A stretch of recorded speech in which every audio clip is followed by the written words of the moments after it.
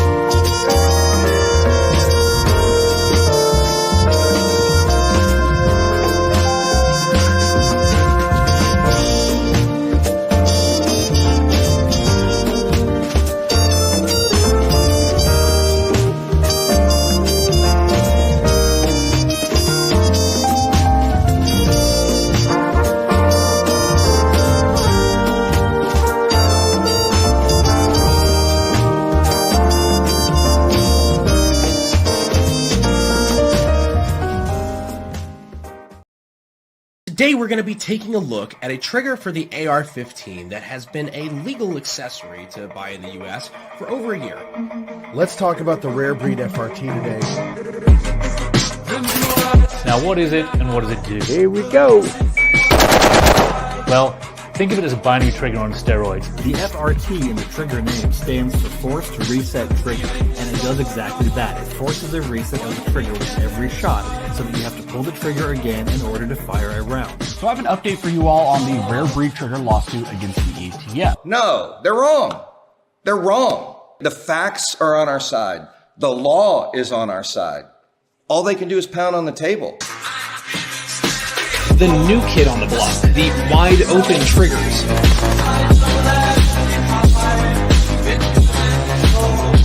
We have some new information surrounding the wide open triggers, the FRTs, that whole debacle. Hey guys, Lawrence DeMonico here, president of Rare Breed Triggers. Today is Wednesday, January 12th. I've got an update to share with everyone. It is not regarding our fight against the DOJ and the ATF. Today's update is regarding our not-so-friendly neighborhood patent infringers, Big Daddy Unlimited and Wide Open Enterprises. We filed a patent infringement lawsuit against Big Daddy Unlimited and Wide Open Enterprises for their trigger, the Wide Open Trigger, aka the Watt. Rare Breed makes a thing called the Force Reset Trigger, and the ATF says, hey, we don't like that thing, stop making it. They subsequently sue the ATF. Simultaneously, they sue their competitor, Big Daddy Unlimited. So they've essentially freezed the product and the owner. Rare Breed has already said that he will sue anybody who sells a WOT trigger, and I believe him. Here comes a new challenger! Welcome back to Auckland Tactical. In today's video, I'm going to be discussing a new parts group I designed which converts a standard AR-15 mil-spec fire control group to a forced reset style functionality. It has the same functionality as the Rare Breed FRT-15 or the Big Daddy Unlimited wide open trigger. Let's get started.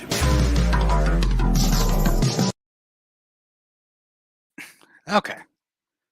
How's everyone doing? Let me pull up the chat. A lot of fun things to talk about. I've been meaning to work on that whole Rare Breed video that I've been meaning to finish up with, but apparently it's a great time for that one now, I guess. But let me go at our two wonderful guests, because I think that's what everyone else is here for.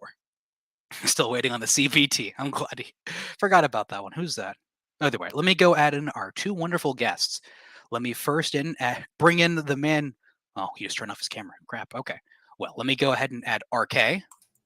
Howdy. Snow, how are you doing? Let me let Doing all Snow right. finish his drink a little bit, and then let me add him in. Here we go. We're all friends here. He took a nice shot ahead of just one massive shot at Jack. Like, all right, let me get this tick out. Let me hide that bottle. Let me just push that bottle over. He was hitting the glong that's in the background. Yeah, real big hit too. Not a single cough. Give him a second though. $50. Thank you for. I'm sponsoring my. Great. Nice. Yeah. I'm not sure if you saw that. I was posting that on Twitter, but I didn't realize it. That you could get AliExpress handguards for really cheap, and then you can get a lot of parts from AliExpress. And now I want to build a full, like, just ugly tactical, like $200 like max AR-15 build from AliExpress. Yeah, that $6 gas block grenade is going to be awesome. Okay, the gas block doesn't work. What happens is the gun doesn't cycle, if I remember correctly. It's not going to go. It shouldn't go explodey. It depends on how poorly it's made. I mean, if it's like just like full of voids and cast pot metal, it could go pop. But I mean, you'll probably be fine. I'd hope so, but yeah, it's more the handguard. Actually, let me pull that up for everyone, just because I really want everyone to see this handguard. It's beautiful. It is. This is the. If I were to tell you, hey, I got this on AliExpress, I think everyone would, there wouldn't be any doubt about it. This is totally an AliExpress handguard. Let me go ahead, but I guess first of anything, should we start with our Palmetto State event? Yeah, that's pretty brief. Did you go to the event, Snow, or did you just stay in Florida? I never know about any of these events. I'm not cool enough to actually like track and move around and go places. That seems complicated. I could have hired you as a member of AG LLC Media, like I did with RK. Yeah, AG LLC pending incorporated. Patent pending. Patent pending. Yeah. I did just order a bunch of. Sorry to jump. I'm going to derail us for like 1 second. Go ahead. Because I just ordered like the patent pending RMR, the patent pending LCAN. I'm really excited about the LCAN, the AliExpress LCAN. Well, let me show it to everyone too. Let me show the patent pending Daniel Defense AR handguard. I'm digging this like patent pending movement. Well, no, it doesn't say Daniel Defense anywhere in the description. Okay, good. Well, no, but this is AliExpress. I like this one when someone told me, why is there no anodized red dot? And then I posted that, don't worry, you can do it still. Someone showed me that there's I was also considering getting this one too. This one is literally a Daniel Defense. Like, how bad can that really be? Get the Daniel really Defense one. Well, we got $50 right here. You should make one of your anime intros for DLD After Dark. If DLD After Dark wants to do something, I'd gladly do it. He seems like a cool dude. But I'm glad. Thank you to everyone that did that. But yeah, this is the spiky build. Like, I just imagine this right now. Think of it like a ballistics gel. Instead of having a bayonet, I just jam that in and then just start firing. Needs more electrodes. You know what? Can we add a gattle prod in each of the 4 prods? Listen, we can add a gattle prod to anything. Well, if you want to be the big spender, I'd buy it right now. It should come in by the end of next year, maybe. This is AliExpress, so who knows? Dude, gattle prod parts off of AliExpress, I can buy them for like $2. They cost nothing to make. But how long do they take to ship, though? Is the better question. It took me like 3 weeks to get them. Awesome. Hold on. It took me I remember like a couple of months ago, I got one of the ECM barrels. Like, oh my God, I bought this like a year ago. What the hell? It's like every time I get something on AliExpress, it's like it's a surprise Christmas gift later in the year. But oh God, I don't have it here. Okay, this isn't the one. I'm trying to find the other parts I found on this. I mean, I'm just raining with these little voltage boosters. They're everywhere. I probably got like 40 of them. This is the $5 gas block, if you want to trust that. This is the only buffer tube I could find that actually was a real buffer tube. Like the other ones were clearly airsoft buffer tubes. This one actually looked like it would work. Yeah, that's got the buffer and spring and everything. Yeah. Can you go back to that gas block? Oh, yeah, the gas block? Yeah. I'm pretty sure that's like a UTG gas block. I mean, gas blocks are not too expensive, are they? No. I mean, I've bought like uber cheap gas blocks before, and they worked fine. I have. Once upon a time. I wonder if they have the adjustable gas blocks. I could easily see going horribly wrong. So I've made a couple. I've made my own adjustable gas blocks. Yeah, I'll say this though, because this is something I figured also as well, was when I was looking through all of this, I realized, hey, you know what I could probably do also with this for probably the same price as do one of the Invader Zip AR9 builds, probably for better and safer. But No, you know, AliExpress all the way. but it doesn't have the same it doesn't say the same meme factor as a legitimate, just disgusting airsoft aluminum quality build. I love RK support. Yeah, that bridge is fine. Go ahead, jump off. You'll be fine. You're good. I mean, it looks like a sturdy enough bridge. You'll be fine. Just do a couple jumps. Go ahead, just jump. You're fine. Just wear some gloves. You'll be all right. Yeah, it's totally deep down there.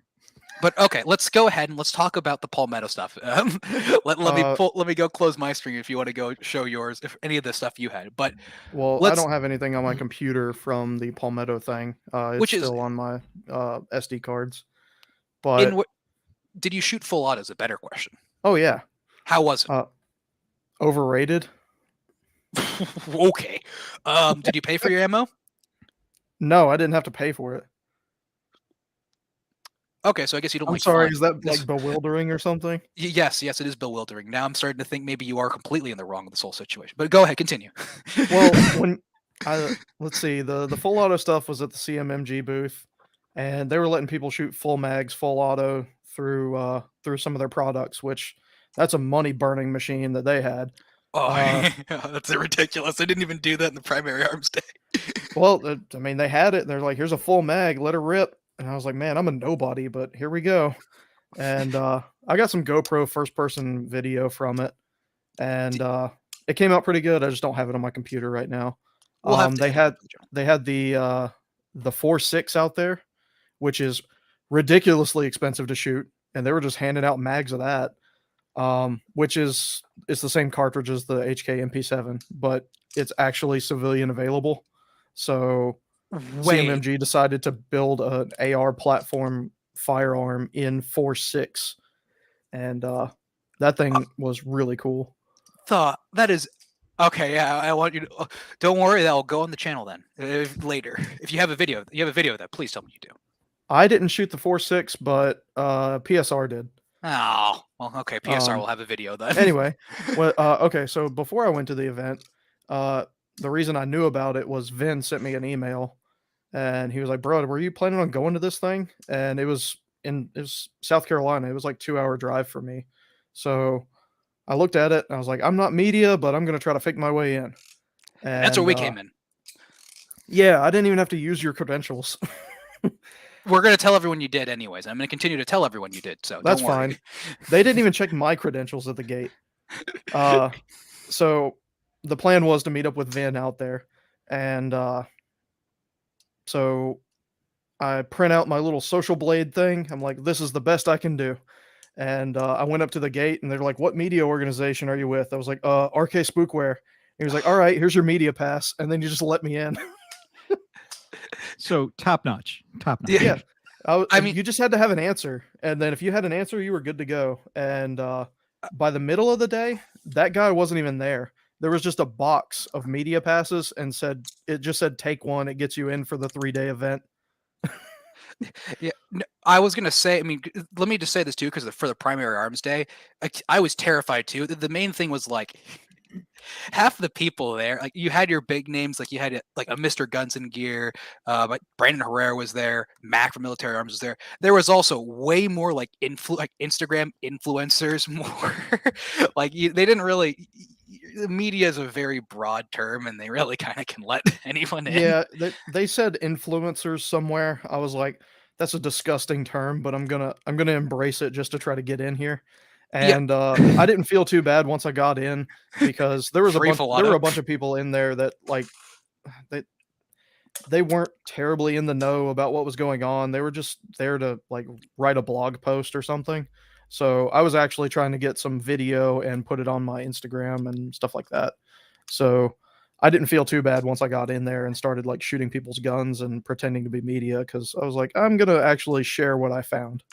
Let me first read some of these super chats. Let me go read this other one. Alley Fund. Thank you, Invader Zip. I'll gladly do it. I thought you'd want that to be an ARC fund, but okay. I'm glad to see you're also on the alley.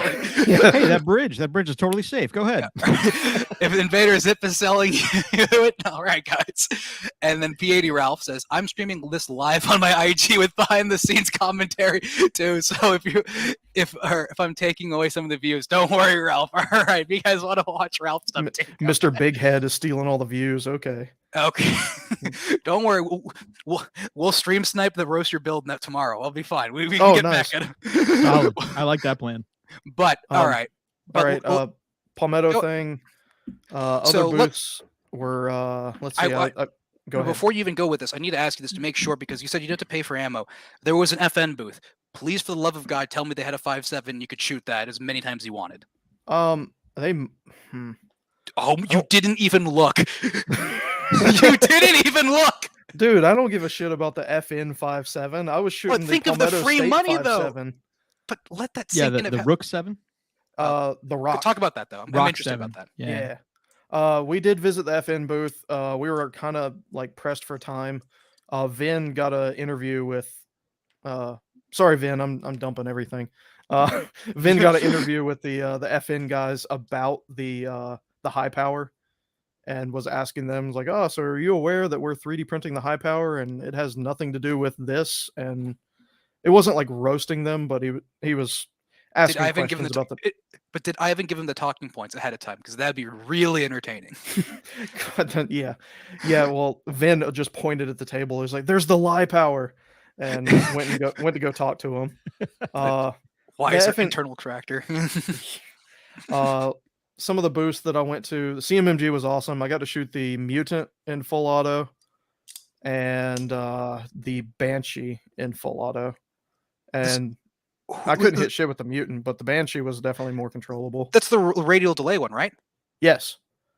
And I would like to shoot it side by side with a like direct blowback 9 and compare the two, but it definitely didn't have, from what I perceived, it didn't have as great of a recoil impulse as direct blowback, which it's kind of what it's what's the whole purpose of it, to be mitigating, I think. And the CMMG guy was really cool. I mean, I shot a full auto MP5 too, and that would or delayed blowback for 9mm or any like the PCC stuff is just so much nicer. Like having that delay is, you do not realize how nice it is until you actually get like it was like a laser beam. And I can only imagine how the AR, like the CMMG, like our AR9. I'm curious how the AR45 one goes, because I think that's what it was originally intended for. It was the AR45. But yeah, they had a 9, the Mutant, the 4.6, and I think they had a 5.56 as well. Well, I got to talk to Century Arms was out there. I got to shoot their semi-auto little MP5 clone thing. Of course, it had a jam, but they were putting like the cheapest steel core or steel case ammo through it, so it's like I can't hold that against anybody. And asked them about parts kits. They said like we're constantly have an ear to the ground, waiting on like cool new shit to come in. And I told them like, hey, I'm in this 3D printing community, and like basically any parts kits that y'all can get a hold of will have a market. Like that's the reason the Set Me kits have a market, because like not many people are just folding flats anymore. AK stuff, for the love of God, just have a pressed AK barrel, and then good job. Like there we go. Free headspace kit. Free headspace or AK stuff, and congratulations. Now the Plasnikovs are now very easy to make. Yeah, I didn't get to ask PSA about that. I've completely forgot about AK kits, but we did get to take a look at their dagger. They said a Dagger 17 was not on the way yet, but a 19X style where it has a longer grip is on the way. That's kind of for nice. People that that's an easier move than going all the way to a 17. It's less different. I just want 17 L slides. That'd be nice. Yeah. I told him, like, hey, there's a lot of people that want to build 17s and 17Ls, and like that. Like, y'all are tooled up to make 19 slides. Come on. The Rock was really neat that they had. It had a really good trigger on it. I was kind of shocked. It has a fully cocked striker, So the only work that you're doing on the trigger pull is releasing the striker.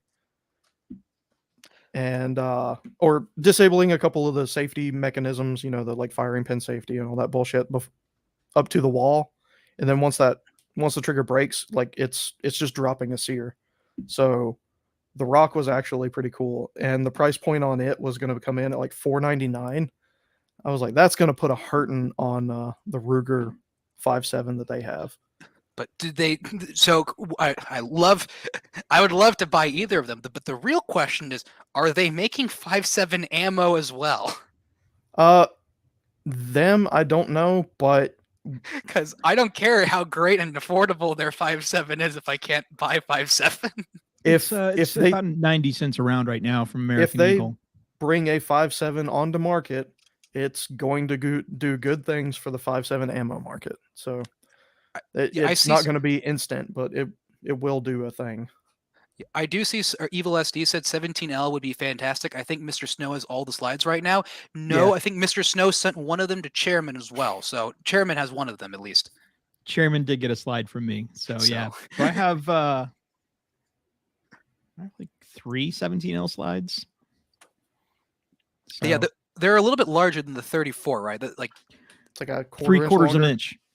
Three-quarters of an inch. Oh, Jesus. That's a noticeable difference. All right. Yeah, I thought it was just a little bit. No, then you put a threaded barrel on there and you got a full inch. So I mean, my 17Ls are like 6.5-inch barrels. Nice. Like the barrel when it's threaded at 6.5 inches. The CMMG Banshee, if I believe correctly, is like 4.5 inches or 5-inch barrel. I love them. I bet that would be nice. I feel like it must be a really nice shooter. But it would have been nice if it wouldn't have jammed on me so many times at the match. So the P80 Ralph or thing of you need to have only or OEM stuff inside. Isn't that right? Ooh. OEM internals? I don't know Glock shit. So Glock perfection, only Glock parts. Well, if you're going by that logic, you need to only use a Glock frame as well. So by that logic, we should only be shooting HKs. Well, correct. I mean, HK no compromises. No compromises. Is that what the HK one is? Yeah, no compromises. No, it's get bent pores. Yeah, if you're asking, you can't afford it. I believe correctly. Is what it is? I think that's the logo. Yeah. Oh God, do I have it? I don't have a link. I didn't get to see the HK booth. We were a little pressed for time because I got to meet PSR at the event and hang out with him for a little while. So yeah, if he takes off the mask, does he die? No, I did not recognize him without the mask, and I felt kind of bad. I was like, bro, I know what you look like, but when Vin introduced me, he's like, hey, this is RK, and then he didn't say what his name was. I was like, okay, and you would be, and he was like PSR, and then he did the voice. I was like, damn it, I feel kind of like just PSR going to a bunch of events without the mask just to be undercover. It's great. Oh yeah, it's fine, unless you like really know, then yeah, it's. He can just run around all he wants. But for now.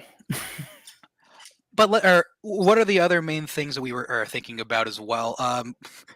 It's a shame we didn't get you to ask any HK questions. I think I would have loved just to see the HK rep or how they would have reacted when you say, so we're doing a lot of 3D printed parts kits. Is there any possibility we could have a VP9 parts kit? Yeah, Vin was bugging people about parts kits, and we didn't get to the HK booth. SIG was actually really cool. One of their engineers was thoroughly interested in what we were doing and was asking about like getting a 3D printer, and name dropped Jay Stark and was asking about like, what do you think happened there? And it was just weird talking to like an actual engineer at SIG and him being very interested and appreciative of the 3D printing community. When you think about it too, is like, I mean, what was it? The stuff that Spooky's working on, like the Desert Tech stuff, they're using 3D printers to make that, or all of their designs. Well, so SIG's got 3D printed suppressors. Like, exactly. So I bet a lot of the I feel like maybe the sales reps and those people probably might not like it as much, but the engineers, if they have to be working with this stuff, I bet they probably find it really cool. Oh yeah, he was thoroughly interested, and he was just like, all right, so off the record, just not as a representative of SIG, I think what you guys are doing is very important. I was like, bruh, no, not me. But other people, yes. And I'll I say was like, yeah, I'm shooting a Legion this weekend at competition that's built on one of those JSD 80% because JSD had a booth out there, which yeah, he was thoroughly impressed with their product as well. So that was kind of cool to get from a SIG engineer guy. He was like, yeah, that JSD thing that they have, that works really well. And the JSD booth was cool too. They had the binary Glock out there, or a couple of them anyway. Jefferson Jr., not HK. It was SIG. That was not not HK. But I mean, I'll say this too. From the primary arms day, a lot of sales reps in gun industry, they like it. They like the printed stuff. Not a lot of them openly, but a lot of like the people like locally, they think it's really cool. But I guess some of them are afraid to talk about it. I got a lot of people talk to me off the record when I went to that one. I believe it. It's really. I think it. I'm curious to see which company is going to be the first one to like fully embrace it. I mean, it'd be great if SIG did it. I would love to having more SIG parts kits would be awesome, man. Finally, something that's not a Glock. I would totally build those. The CMMG guy that was out there was telling me that he just bought 2 3D printers and he was trying to figure out like what to print, and didn't want to do it associated with the company, but he wanted to do it on his own. And yeah, he had some questions, and that was really cool to be on the information giving side of things. I mean, there's just so many different, like, how many CMMG bolt like builds are there at this point? Oh, I told him that. I was like, you don't understand. This thing is very important that you have over here. Like literally, how many? Like, I can't even think about how. There's the Tubi, there's the Bulligan stuff, there's Vin stuff. Scorpion. I mean, any AR-15 based like, stuff, you know. I mean, you don't even need to do full like an AR-15. Like, it's such a versatile thing. It kind of is just all self-contained. Yeah, I told him. I tried to reiterate that to him. I was like, bro, this thing is very important. You don't understand like how many builds in the 3D printing community are based around just this thing. And yeah, he wasn't aware of how important that thing was. You were saying something, Snow? I was saying that a Young and Tactical, another YouTuber out there, is actually like I saw that. Yeah, homebrewed his own CMMG kit, his own CMMG bolt. So it's all homemade. It's pretty cool. I haven't made one yet. I need to look into it. I saw that. I was going to look into it a little bit more and just kind of finish the MCAT stuff. So that was a little bit busier. But I've seen his couple of community posts. Yeah, Young and Tactical is pretty cool too. I saw he's making a bunch of things too. But go follow him if you guys are curious. You really got to get your priorities right. MCAT, I don't know what you're doing, wasting your time. Boo. Oh God, yeah, so much time and effort to that. I'm just finishing it right now. I'm like, oh my God, what have I been doing with my life? It's like I just came out of like 2020 now. Like, what the hell? Like, it's been 2 years since I've started. It's like, oh my God, how much has changed? How much has changed around me? Well, There's people. There's other people. Yeah. All I know is these books. In my defense, everyone was going. No one was allowed to leave around that time period. Now it's like everyone's stepping outside the vault. But I get. What other things? I mean, what other main things should we talk about the PSA event? Just because, well, first off, I mean, how many stuff to like?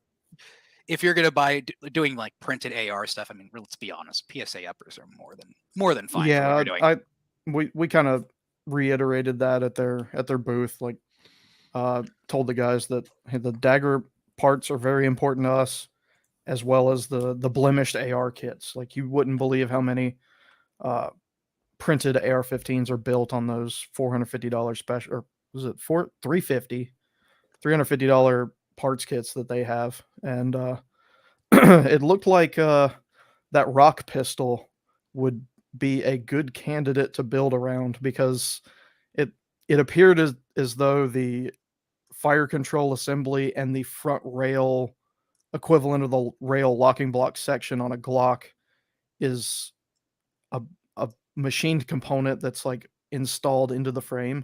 So if you were to take it apart, you would probably be able to reverse engineer that frame and do a PDW or all kinds of crazy shit with it. So I let him, me and Vin were both like very adamant about telling them that, hey, if you sell these rock parts kits, like the lower parts, they had intended on selling like uppers that had RMR cuts and stuff like that. The dagger stuff, yeah. Well, no, the rock, the 5.7. Well, I mean, like the similar things like what they do for the dagger, right? Yeah. And or like tried to drill it into them that, hey, these lower parts are very important too. Like if you put these on the market, they will just fly out of here. So we'll see if they make a move on that, or if they probably need a few more people telling them the same thing. But we at least tried to make contact and let them know that the print community would be very interested in the lower parts on that rock pistol and the dagger. So we'll see if they come through with anything off of that. I see. Yeah, was it Jazz? I legitimately have no idea how to unban accounts, and I don't know who did that. Like I need to go see how to do that. But yeah, I'll try to fix that if I can. I don't know how to.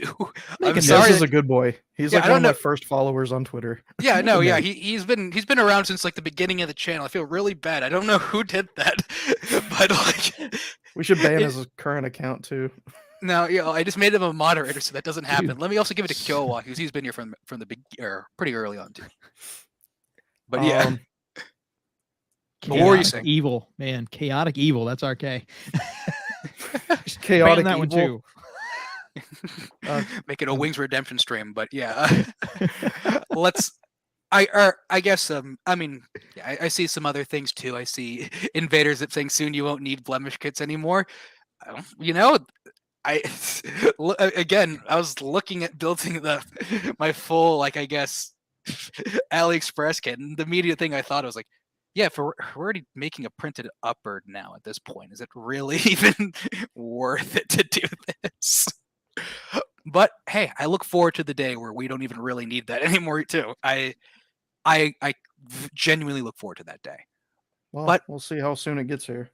Let's go on. I guess anything else major. I guess we can then move on to what everyone else is here for. But no, that's about it for the Palmetto event. It was a lot of fun. I got to meet PSR and Vin, and that was worth the trip. Yeah, I will say this: if anyone here, anyone that's listening to the stream, wants to go to an event and wants to influencer account to be attached to, feel free to send me a DM, and maybe we could probably get you to film some things and have fun, because trust me, these events are happening a lot of different places, and for sure all you gotta do is have media in the LLC name, good to go.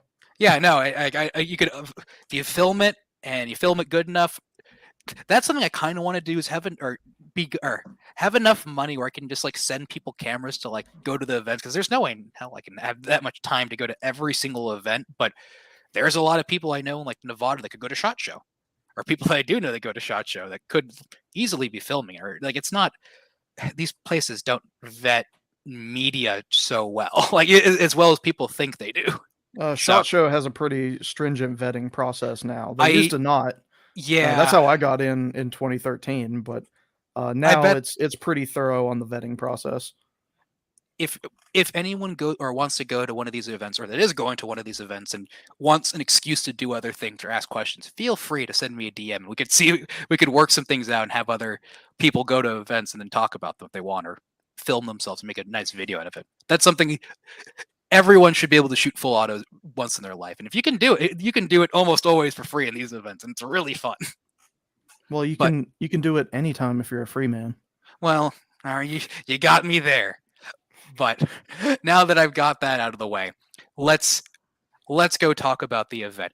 Now, tell me first about, or I'm curious to know, Snow, you won what events again? Because you were number one, right?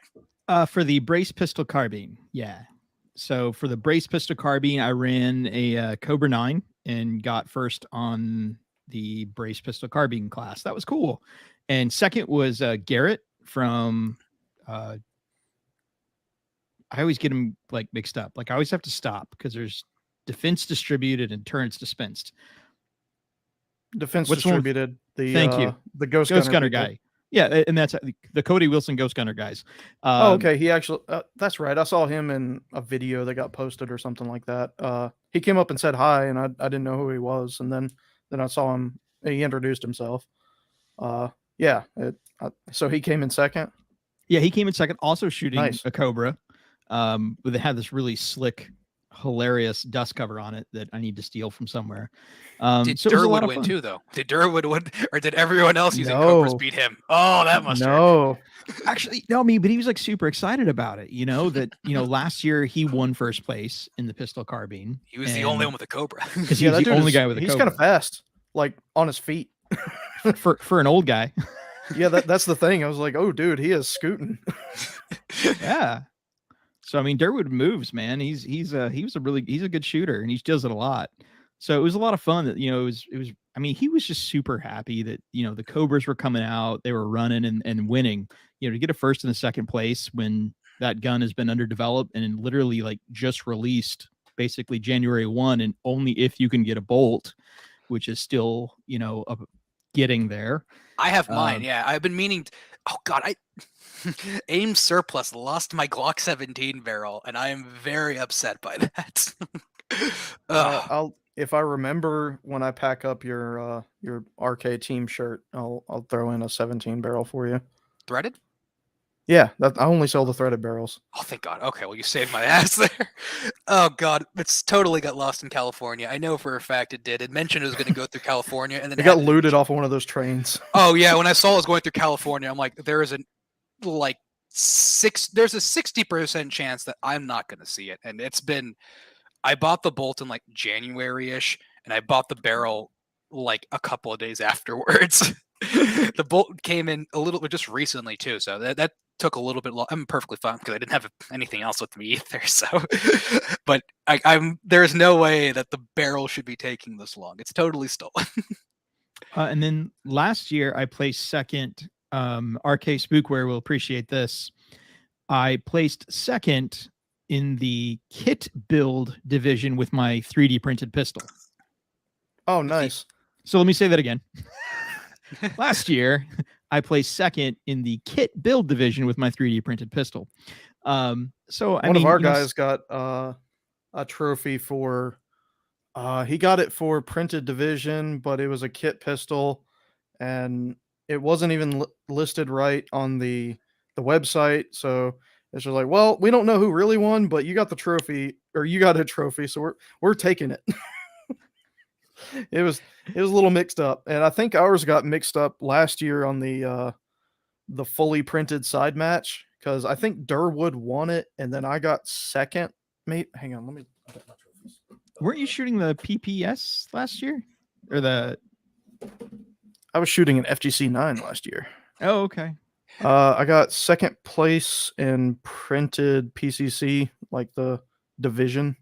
And then in that printed side match, I got the third place trophy. But I think Durwood got first and I got second. But I'll take it. Last year was a mess with the practice score. Practice score last year, they were using this digital app to run the match. And practice score runs great if everybody's registered in the correct divisions and you have people that know how to use it. That's one thing, because I shoot local matches in, well, they're semi-local. I still have to drive a little way, but they're all done on practice score. And as long as you have people that can like operate the tablet and put the scores in, but if you have people that like aren't super experienced with operating it a little bit, then yeah, I can see it being a problem. And yeah, I remember it being a problem the first year with practice score. But I think where this year they just went to paper. Yeah, there is an animal behind you, RK. That really freaked me out a second ago. Yeah, I was about to know. Yeah, Bobby was moving around everywhere. I'm like, oh, look, it's Bobby. I should let RK keep talking though. Yeah, he's smooth. I didn't hear him. Yeah, I saw him up behind your printer, and I was like, "Is RK about to get eaten?" He thinks he's a lion. But I guess yeah. So, but yeah, this year was way better. But then they had that big wrinkle where the I don't know exactly what happened, whether there was a medical issue with the owner of Ancient City where the event was supposed to be held. I don't know how much lead time they got before they had to flip over to this Fraternal Order of Police range. Like, it was definitely last minute. I think we got the email. We got the email on the first. Yeah, I mean, it was like 2 last weeks. minute. Yeah, so I mean, it was super last minute. And listen, I got to give them some credit that they didn't just cancel the event when they lost their venue. I can't imagine, and I don't know because I'm not an organizer of the event. I'm just a competitor. I can't imagine how difficult it would be to find a new place to host a venue of a bunch of homemade, non-serialized firearms. Like, hey, we want to come shoot a match of unserialized firearms at your local range. You cool with that? Yeah, that's tough. I looked around just to see, because I was one of the people that was upset about it being hosted at a cop range. And I looked around, and there's a couple other ranges, but I couldn't get an idea if any of them would even be like big enough to host it. It was upsetting that, because Ancient City was actually really nice. Like, that was a really sweet range, and it had like 6 or 7 bays, and it was like the perfect venue. And yeah, it's a shame they had to change it so late, because if that had been done a couple months before that, I would have pulled out, and I think there have been some other people that would have pulled out too, because that's being hosted at a police range does not. Well, and it's not a police range. Fraternal Order of Police is not a police range. I mean, it's a bunch of ex-retired cops and guys that like to sit around and drink and smoke, but they didn't give a rip. It is okay. It's not like a police training range, but it is. Allow me to derail this completely, though, because I see someone calling me out here, Jefferson Jr. saying, "Remember, boys, it's been 10 months since AG posted." I forgot it's a StreamYard. I can show this too. Yeah, remember, boys, it's been 10 months since AG posted the FGC9 trailer. Mark II trailer. So don't get your hopes up too high with the KG9 releasing anytime soon. Can't wait for the 2025 though. I'm sure the video will be great. Listen right here, okay? Now let me explain some things to you. I went out on my way to make arguably the worst possible case scenario bolt or everything, and I didn't expect it to be as I should have. I mean, of course, I should have expected this to happen, but on the bright side, this will probably be like a 30 or 40-minute video of every possible issue you'll ever have. It's probably going to have to be mostly on Odysee, if anything, too. But look, I finally got everything tuned just right. I have found issues that I never thought I would find that would only occur if you printed at a 45-degree angle. By the way, you'd save yourself so much headache. Do not print it at a 45-degree angle. Oh my God, that was the worst decision I ever made. So many new problems arise when you do that. Don't do it. But hey, when that thing comes out, you will have. I think it will be a long video, and I actually don't think I'll be able to post most of it on YouTube. It will probably be mostly on Odysee. And I also posted on BitChute, and I just made a Rumble account for all you, sending it to your boomer friends or boomer parents. That'd be a great place to send them. But yeah, don't worry. I'd like to. The Cobra 9, I'm making sure is not gonna. That one already got the bolts and everything ahead of time. I swear to God, that one shouldn't take too long. I just need to get all the parts for it. I have the fire control group, but I don't have the rest of them. But the rest of them are basically printable. There's also the other stuff, like I think I could use some of the Mod 9 stuff I had to. But right now I'm more focused on the set me stuff, because I finally got that thing just working out. And also Math is selling the pressed barrels, which that's really nice. The pressed barrels are really, really nice. But yeah, that and the printed FRT trigger, just because, well, that one's just good timing if anything else. But okay. Let me go back to cop range. Okay, yeah. So we switched to cop range, and then okay. Well, let's go on. I guess let's keep going on to this stuff, because might as well. I have the other stuff pulled up as well. We're talking about needing everything registered to. I guess what happened aside from So I think RK's comments about the pseudo 4473 were not inappropriate. I said pseudo for a reason, because it was like the questionnaire from a 4473 was what you had to fill out to get in. And yeah, I filled out a billion 4473s, and you too, Snow, you have. Yeah, absolutely. But I was mostly upset with how tone deaf that was. And I understand it's the cop range thing, but it's an event for unserialized guns, and then you put on by an organization called Guns for Everyone. And the cop range, their definition of everyone is everyone that can successfully fill out a 4473. And yeah, I did. That was not a great way to start that morning.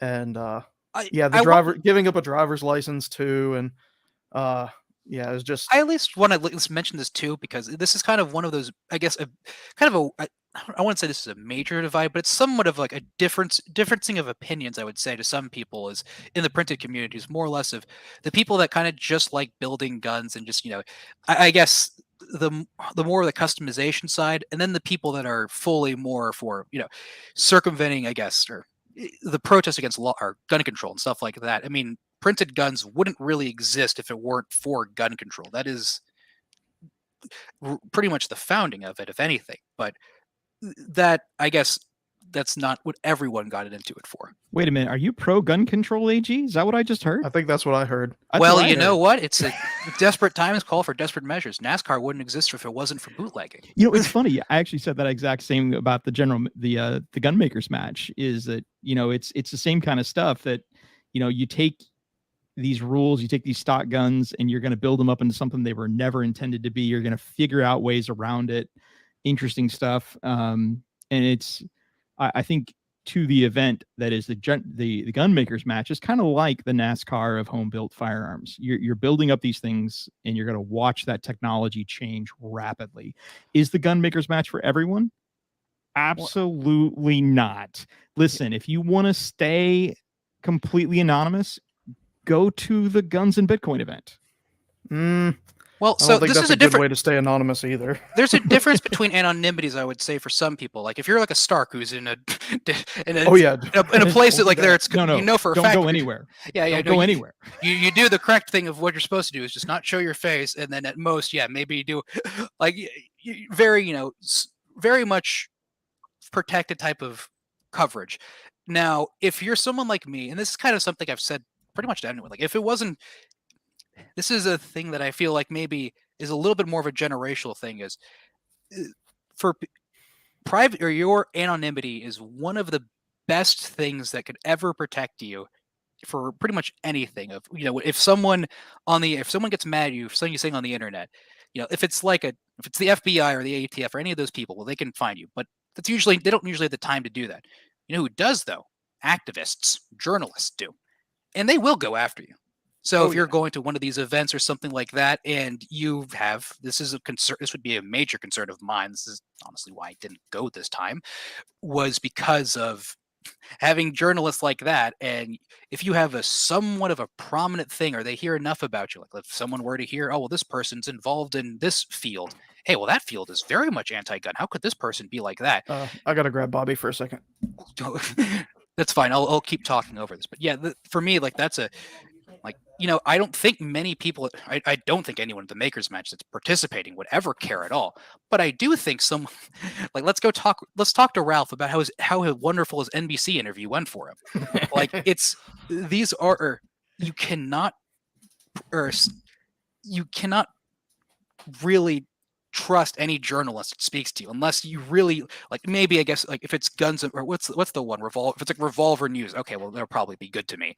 But if it's something like NBC or Vice or any of these other places, I am not going to be comfortable speaking to them or really having any of my information for them. Like if it's a gun match, a normal gun match, and I'm giving away my identity and stuff, well, I'm going as just myself, and I don't really think other gun people are going to go rat me out to other things. It's more of, this is an event for printed guns, which is things that these activists want banned. It's not illegal, but they want it to be. So they'll go out of their way to attack anyone that's involved in any way they possibly can. I won't say they'll go after anyone, but if they find a good target, then they'll do what they can. Like if they find somebody that works at Apple or Google that just happened to be at that event, they would latch on to that. But because it's an easy way, they know they can get them removed, because those companies are not really pro any of that. So someone like me who wants to go to med school or something like that. Well, that's just an easy one click away, and now we can have make an example of someone. That's an easy thing to do, and that's one of those things where, like, look, I would love to talk to everyone here. I'd love to be completely open with who I am and everything, because it'd be fun. I'd like to have more events where I can meet people and talk to everyone else here. Everyone here seems usually nice, but I'm also not completely naive in the space I'm in. So I can completely understand why just because I'm signing away my name and this stuff, like I shouldn't care about any of my anonymity is not really. I find that just a little bit disingenuous. I think Rob has said that to a level, but he's also said if you want to be anonymous, that's fine too. Just don't come to the event. Yeah, and that event is not for you. There is no doubt about that. Gunmaker's Match, if you want to remain anonymous, that event is not for you. There's different levels of like what you would consider being anonymous, and being like a black bar on the internet that like you can't find out who they are. That's one level of anonymity, but then there's like some basic layers that you can take control of yourself, like not giving out your legal name to things that you sign up for. And like there's been people that have avoided the Everytown lawsuit just by having a basic level of Twitter anonymity. So there's different degrees of what you could consider being anonymous, and Gunmaker's Match isn't friendly to basically any of those layers because they listed in I can double check, but what I believe it said in the rules was, or at registration, was to use your legal name. And the only reason I did use my legal name to register both times is because I wasn't sure if I would be able to get in after a 7-hour drive to Florida if I used my like online presence name. So, well, and I mean, Deviant Olem was able to use his. I mean, So yeah, and then there was a guy there named Peter Parker. So I think you probably could have. I could have, but it's not worth the gamble. Wait, it was 30 minutes away. Wait, Snow, did you go as Jon Snow? That would have been really funny if you did. I actually, so when I did my interviews, because yes, I did interviews with Newsy, which is a news outlet that I've never really heard of much of, but I had a really good time with them. And I was super excited to just educate these two girls that were there. They were super curious, and maybe I'll get completely lambasted for it. But have you backed up your channel on Odysee yet? Listen, if I die, I will come back stronger than you can ever imagine, son. Good. I interacted with them too first thing in the morning. Yes, tell us about that interaction. Yeah, it was Reddit sign in, and Doge was checking my guns, and they're like, "Hey, do you mind if we ask you a couple questions?" And I just sternly like, "No." And then they're like, "All right, well, I was like, "I mean, no questions." And yeah, I was having a bad morning, and they got the message after that. So very friendly and cuddly response there. Yeah, like, piss off, leave me alone, Journo. And yeah, then they decided to. I mean, they still filmed the guns that I brought, but Doge was there checking everything and making sure that I didn't have exploding guns there. He said I tried to correct them. Yeah, he tried to be like, oh, he means no questions, and I wasn't very assertive about it because they were like, all right, so here's what we're gonna do, and started laying out their plans for talking to me. I was like, no, we're not doing that. I mean, at least for me, I just view it more as I don't know. I've never really been to any actual gun event, but I don't really know how often it is that you get media at like your average range day type or your average event. So like if I were to go to a gun event and I go with my full name, I mean, okay, great. There's no real, no one's gonna know who you are. Unless it's like someone there that knows who I am. And at that point, they're probably a fan or a sub of mine. In that case, I don't think might just go get drinks with them or something. I don't really. I always also the plausible deniability part of that afterwards. But also, like, if you went to a like local gun event, like a match or something, and you registered on Practice Score, you can use a pseudonym on Practice Score.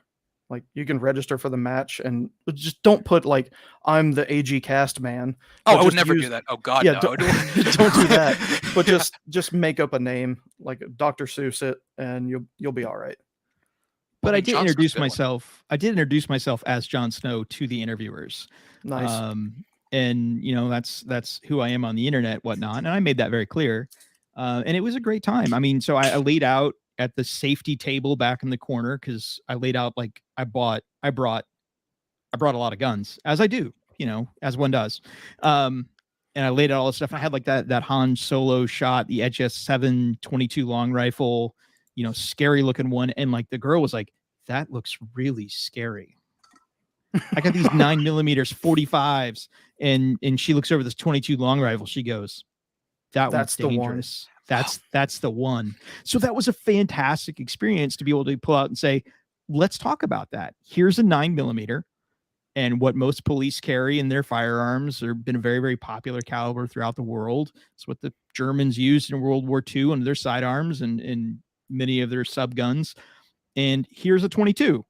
Which one would you rather be hit by? And it was just a cool conversation of just because it looks scary doesn't mean it is scary. And if that's a message that we can put out there into the world, man, that's a win. And the Vice journalist documentary from the first year, dude, that thing's had over 1 million hits. And I've said very often, like, do I think that more people are going to get involved and active in 3D printing after seeing the Vice journal? Yeah, I do. I think there's a lot of people that never knew it was even possible that are now going to get into the hobby because they saw something cool. Now, I also see someone mentioning it too. There's someone was mentioning another journalist. I'll bring this one up. The Jake journalist as well. The plastic defense stuff was another one that was also happening too. And that one, I would say that one probably brought in a lot of people. I think PSR mentioned that that's the one that brought him as well. Same with me Oh, that's too. pretty cool. I didn't know that. But like I mean, it is useful. I will also say, yeah, Jake. I didn't realize this until recently. Apparently, Jake blocked me on Twitter for, I guess, some reason. I don't know why. I never actually interact. He blocked a bunch of people. Like Doge is blocked by him too. I haven't. Yeah, I think the only time I ever interacted with him on Twitter was, and I don't think I never directly interacted with him. It was someone saying, "Oh, he's the one that leaked all the information." It's like, no, he didn't. That's like the only thing I said is like, no, he never would do that. That's not the type of I follow his stuff. He would. That's not the type of person he was. I guess that journalist that does that once never gets to be a cool journalist again. Yeah, I don't think he would have been. I don't think Stark would have allowed him in if he thought that would happen. So yeah, I apologize for using the term "cool journalist," but if I had to pick one, yeah, he might would fall into that category. But yeah, no, I agree though. Like I think there's something really important though. If you look at both those different documentaries, and they both did relatively a similar thing, whether or not you have your full face and name out there and you're just showing people you can make things. Really, the main point is people can see, hey, this stuff works. Having your name and a face attached to it is kind of just, it's other information, but that really isn't as valuable as just seeing the gun working and then someone that's clearly passionate about it. Hell, I mean, the way I first found out about this entire thing was actually I saw Jake Harhan retweet something from Ivan, and then I just started following Ivan, and then one thing led to another. I saw a bunch of the guns he was posting. I thought it was cool, and then I thought, wow, would you look at this? Like yeah, okay, this thing can last more than one magazine. It's not blowing up. Well, all right, I can totally do this myself then. This looks completely doable. You don't need to necessarily have your face and name out there to get the same result. That's my at least opinion about that type of a thing, at least the Vice documentary. Oh well. I think the Vice documentary could have been worse. It could have been worse. I think the totally. ATF agent kind of was the funniest part of the whole thing. Yeah, getting shown to the ATF wasn't very cool. And then my brother got shown to the ATF as well. And he was like, bro, I was just there. I wasn't even participating. That's not fair. Well, my favorite part was the ATF agent was like, huh, that's kind of cool. Okay. Well, no. I've never heard of this. No, the best part of the documentary is when the ATF goes, well, what we're really worried about is guys 3D printing miniature bomblets that can be dropped from drones. And I'm like, that's the best idea ever. Well, yeah. Oh God, does anyone have the? Oh God, let me see if I can find the tweet. It was the Ukrainians apparently using 3D printed explosives. But the Fed's like, well, here's a terrible idea. Whatever you do, don't do this because this is what we're really worried about. Yeah, no, like they found. You could tell the Vice was more just shocked. Like, wow, did I literally find the one ATF agent that would? the worst influencer in the entire video was the ATF guy. Yeah, I will say, yeah, the ATF agent, I was more shocked the whole time. It's like, oh yeah, this guy is more, he's seeming more interested in he's saying stuff about 3D printed explosives. It was my gun that got showed to the ATF agent. Yeah, the little that stupid Zip 22 XL thing, which is atrocious. That's yeah. Our stream is still on YouTube, by the way. It got after getting banned from YouTube, they finally brought it back, but it's hidden. So if the only way you're going to see it is if you go to the live stream tab. It's there, but yeah. So I have a long day tomorrow. So if you don't mind, I'm gonna like pull the pin on the grenade and drop it. RK, tell us about getting kicked out of Gunmaker's match. Okay, good. Well, I'm not really sure why I got kicked out. I know what I was told is the reason why I got kicked out, but I haven't really gotten a good answer on it, nor do I really want one. But between my so there was my upset in the first thing in the morning post about the 4473 or pseudo 4473, the check-in, and just like how much of a like wreck that was. That was my like first post in the morning, and I think that's what got me reprimanded by Pincus at some point during the day. That's the way I see that. And there was the spreadsheet, the fake spreadsheet. Allow me to pull that one up, by the way. Spreadsheet. Well, okay, it was the real spreadsheet. So let me just say this one too, just because I want to at least get this kind of out. It seems I know for RK didn't do that. I was talking to RK ahead of time, like he didn't do that. I don't, or unless you pulled off some really good or you lied. I very much doubt that I don't think you did that. But the problem was it was also open to everyone.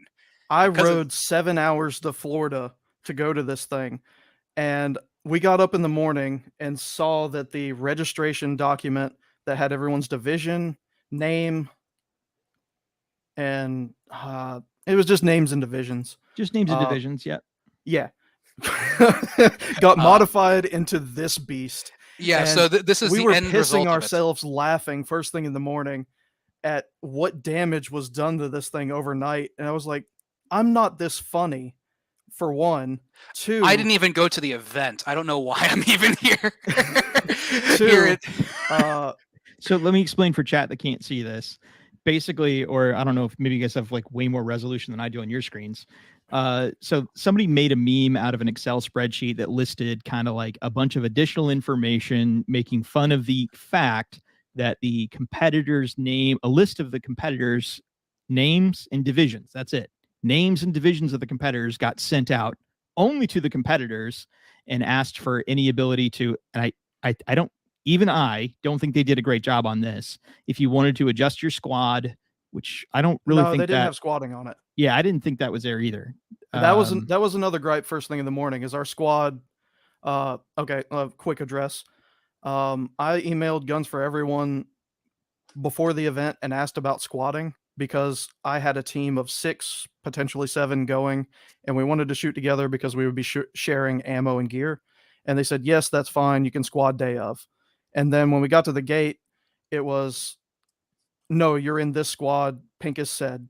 And I talked to the Guns for Everyone guy. I was like, hey, bro, like, y'all said that we could squad day of. And we were all broken up.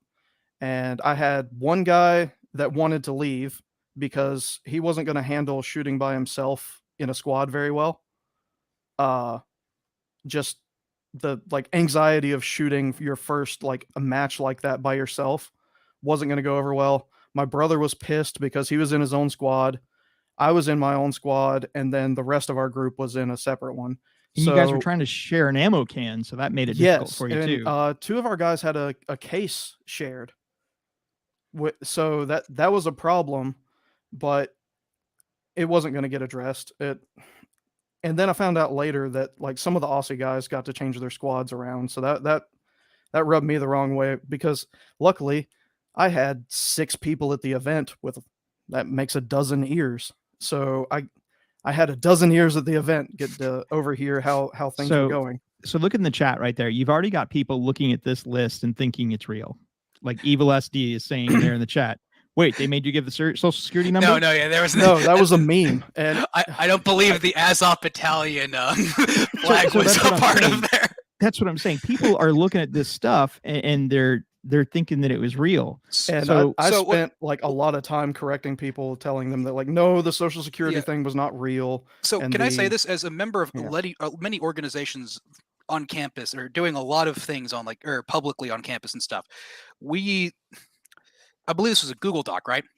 Yes, it was a. So It was an editable Google Doc that they sent the. for the love of God, never, ever, ever, ever, ever, ever, ever, ever, ever, ever, ever, ever have an open Google Doc to like if you're wanting something serious. Like this is a thing you learn very quickly of the moment you do that. The moment if you have to register your email ahead of time, you make sure that is the only email that can do, or the emails that are registered are the only ones that can do it. It's very easy to do in a Google Docs. Yeah, we came to that realization. It was This test can be- firing on Friday morning, and one of the teammates was like, "Hey, they sent us an email to where they said to fix your squad and add divisions and stuff." And we opened it up, and we saw that it was like publicly editable. We're like, "This is ridiculous that they just sent this to all the competitors," and it was editable. Like anybody could change anything. Like, well, this is just like a grenade that's eventually going to, like, somebody's going to delete something, whether it's intentional or not. It's just going to be a mess. I was amazed that didn't happen. Like when I was editing my divisions, I was like, I don't want to screw this up for everybody. Yeah, I edited my divisions, and then that night we changed somebody. There was one of our guys was on there twice.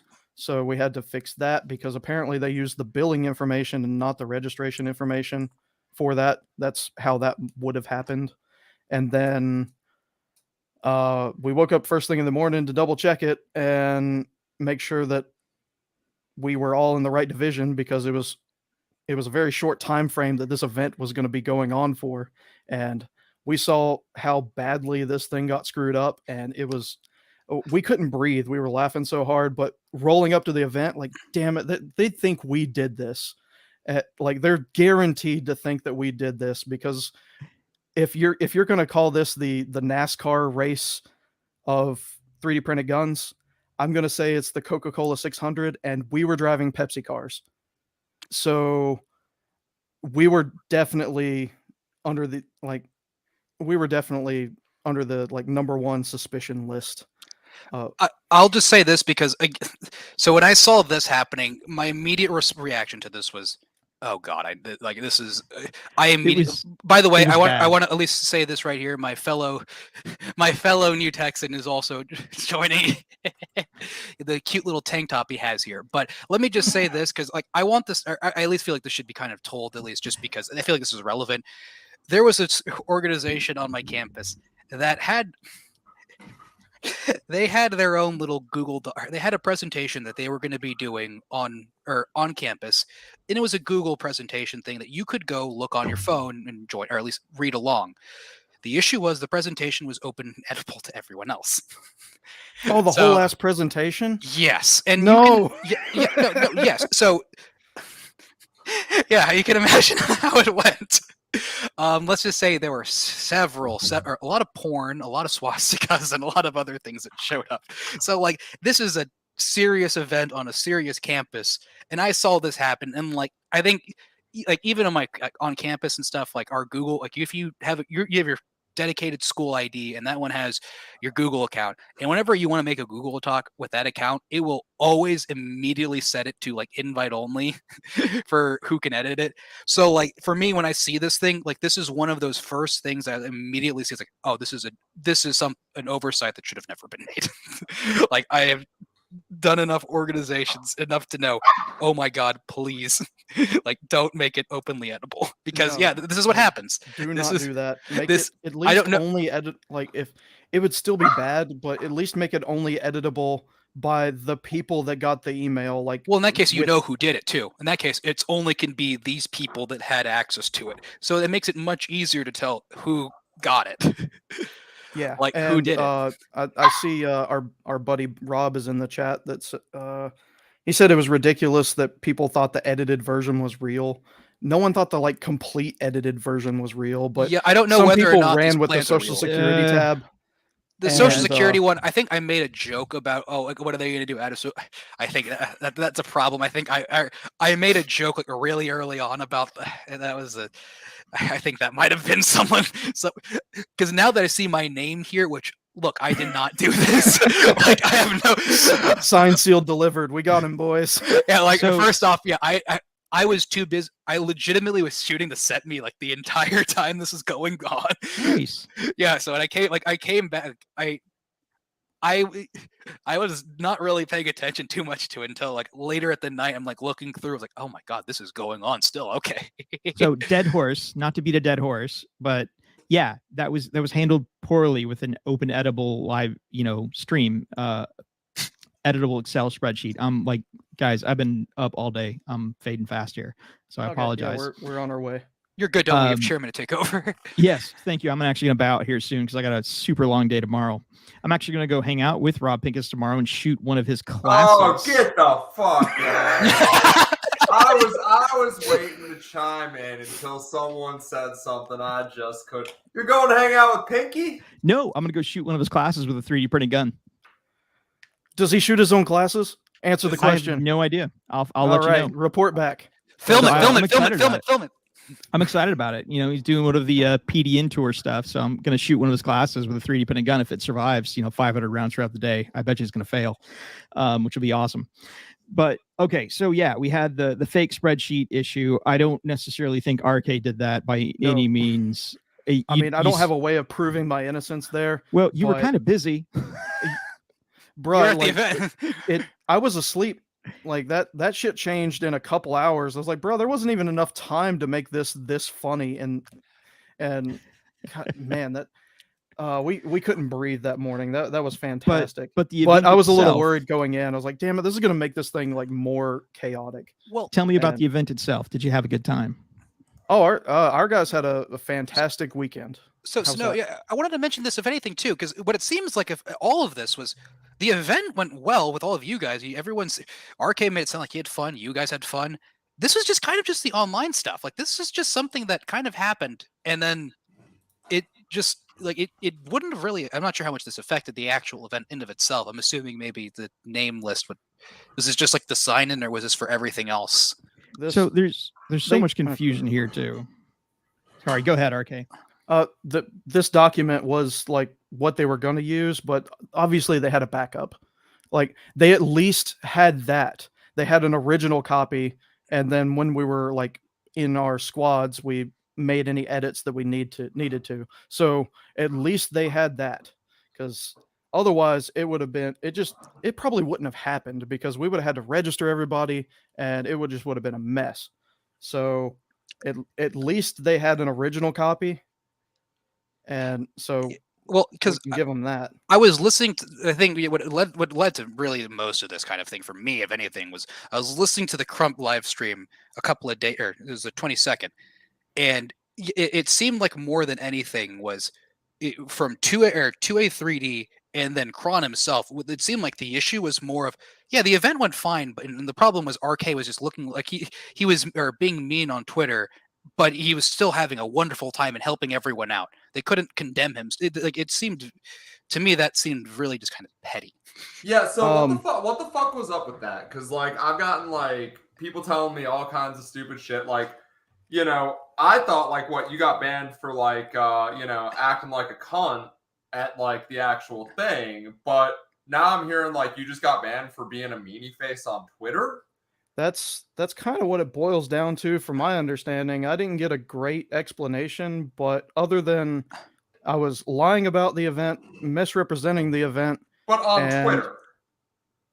And the thing about Twitter too, I wasn't yelling at the people there. So let me just understand this. At a match that celebrates our fundamental Second Amendment rights to make our own firearms, they banned you for exercising your First Amendment rights on the fucking internet, not even fucking there. Like, you weren't even making a scene there. You were just talking shit on Twitter? That is correct.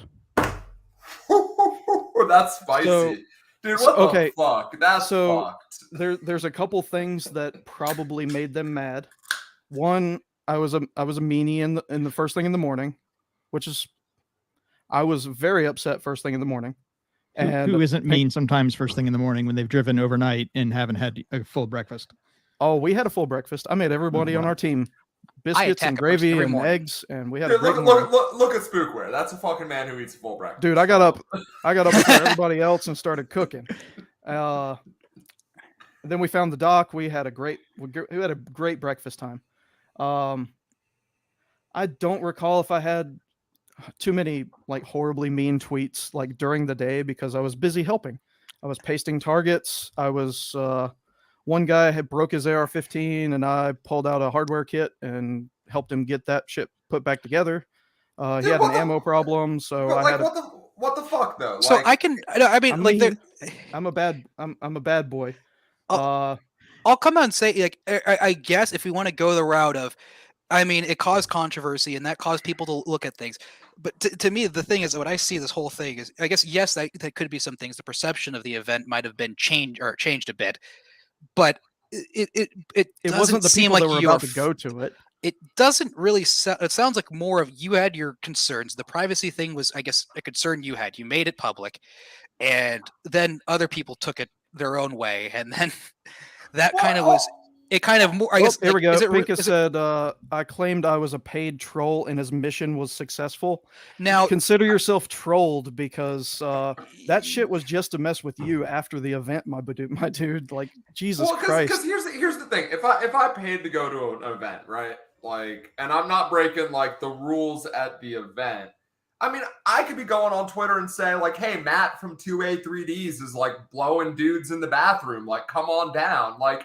Deal with it after the event, like fucking like, you know, doing that shit at the event and like making a scene about it there just seems like, I mean, even if you really want to punish you, it just seems like the wrong way to do it from like another thing that I think got under their skin was one of our sponsors, Phoenix Ammo. Oh God, those fuckers. Yes, yeah, I was gonna say. So yeah, this part Phoenix, I can understand of why people are, you know, Pincus might be upset about this. Now I can understand this part.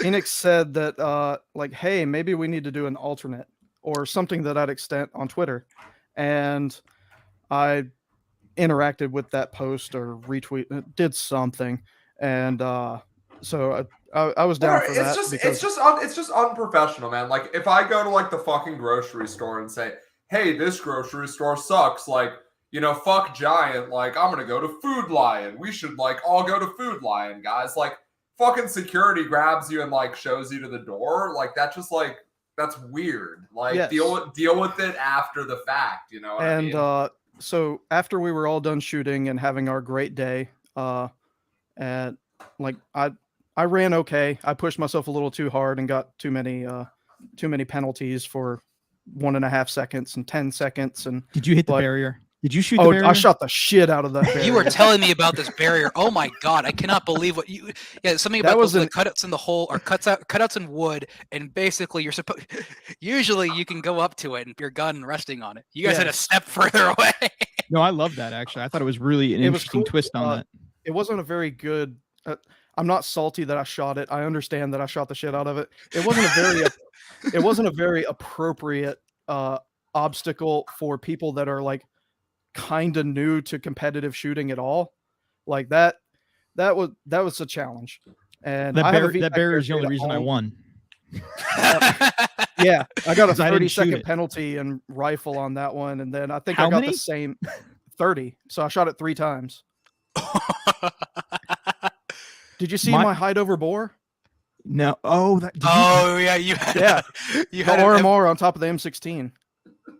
Oh, yeah, that's right. Yeah, that was tough. Yeah, he had a real M6, like a Vietnam era M16. I think to do that stage, you would have basically had your sight on the barrier. You're just going to look through the barrier towards the target. Yeah, that was tough. Yeah. So. Oh God, I forgot about that. You were shooting that out of all guns. So anyway, so there's the Phoenix post about them maybe hosting an alternate. And I was like, well, that we're not hosting, but helping put one together, because the one we were at was a little chaotic in the morning, and they saw my post about it.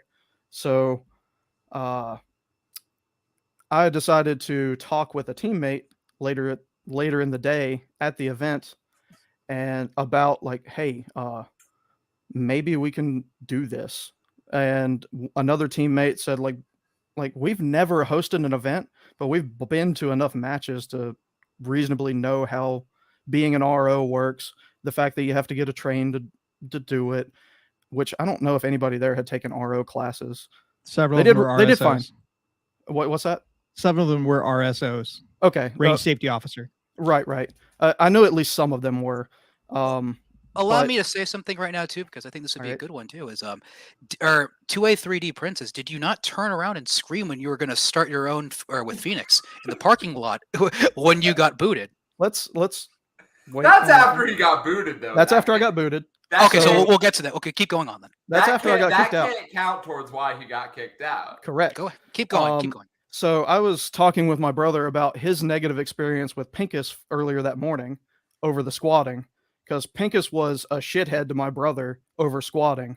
And so wait, for people like me who have no idea what the fuck you're talking about, what is squatting? Putting us into groups. So my brother goes to his group that he was assigned to. His name wasn't on the list. My name was on the list. It's a problem. Pinkus comes over, thinks he's going to solve it, and accuses my brother of not being able to remember his number.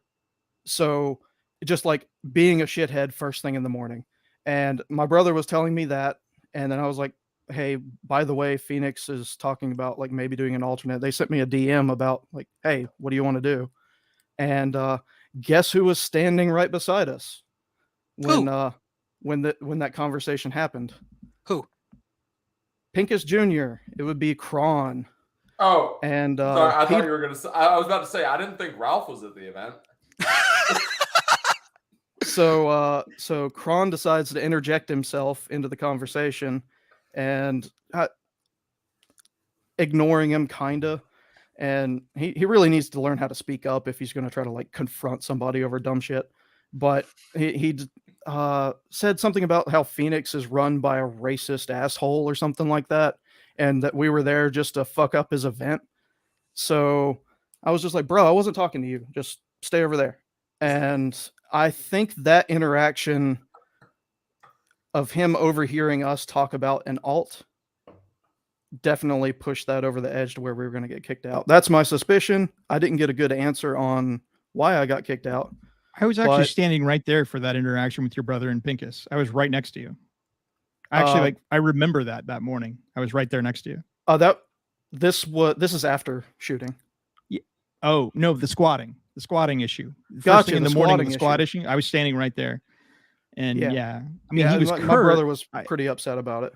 I mean, okay, everybody's going to take stuff differently. I wouldn't say that he was mean to your brother there, but I could see where that could be perceived when somebody was like, I'm doing 50 different things, and you're just you're the 10th person to ask me what squad you're on when we told you to write it on your hand. Well, it wasn't asking him. It was like, hey, I'm obviously in the wrong squad because my name's on the paper.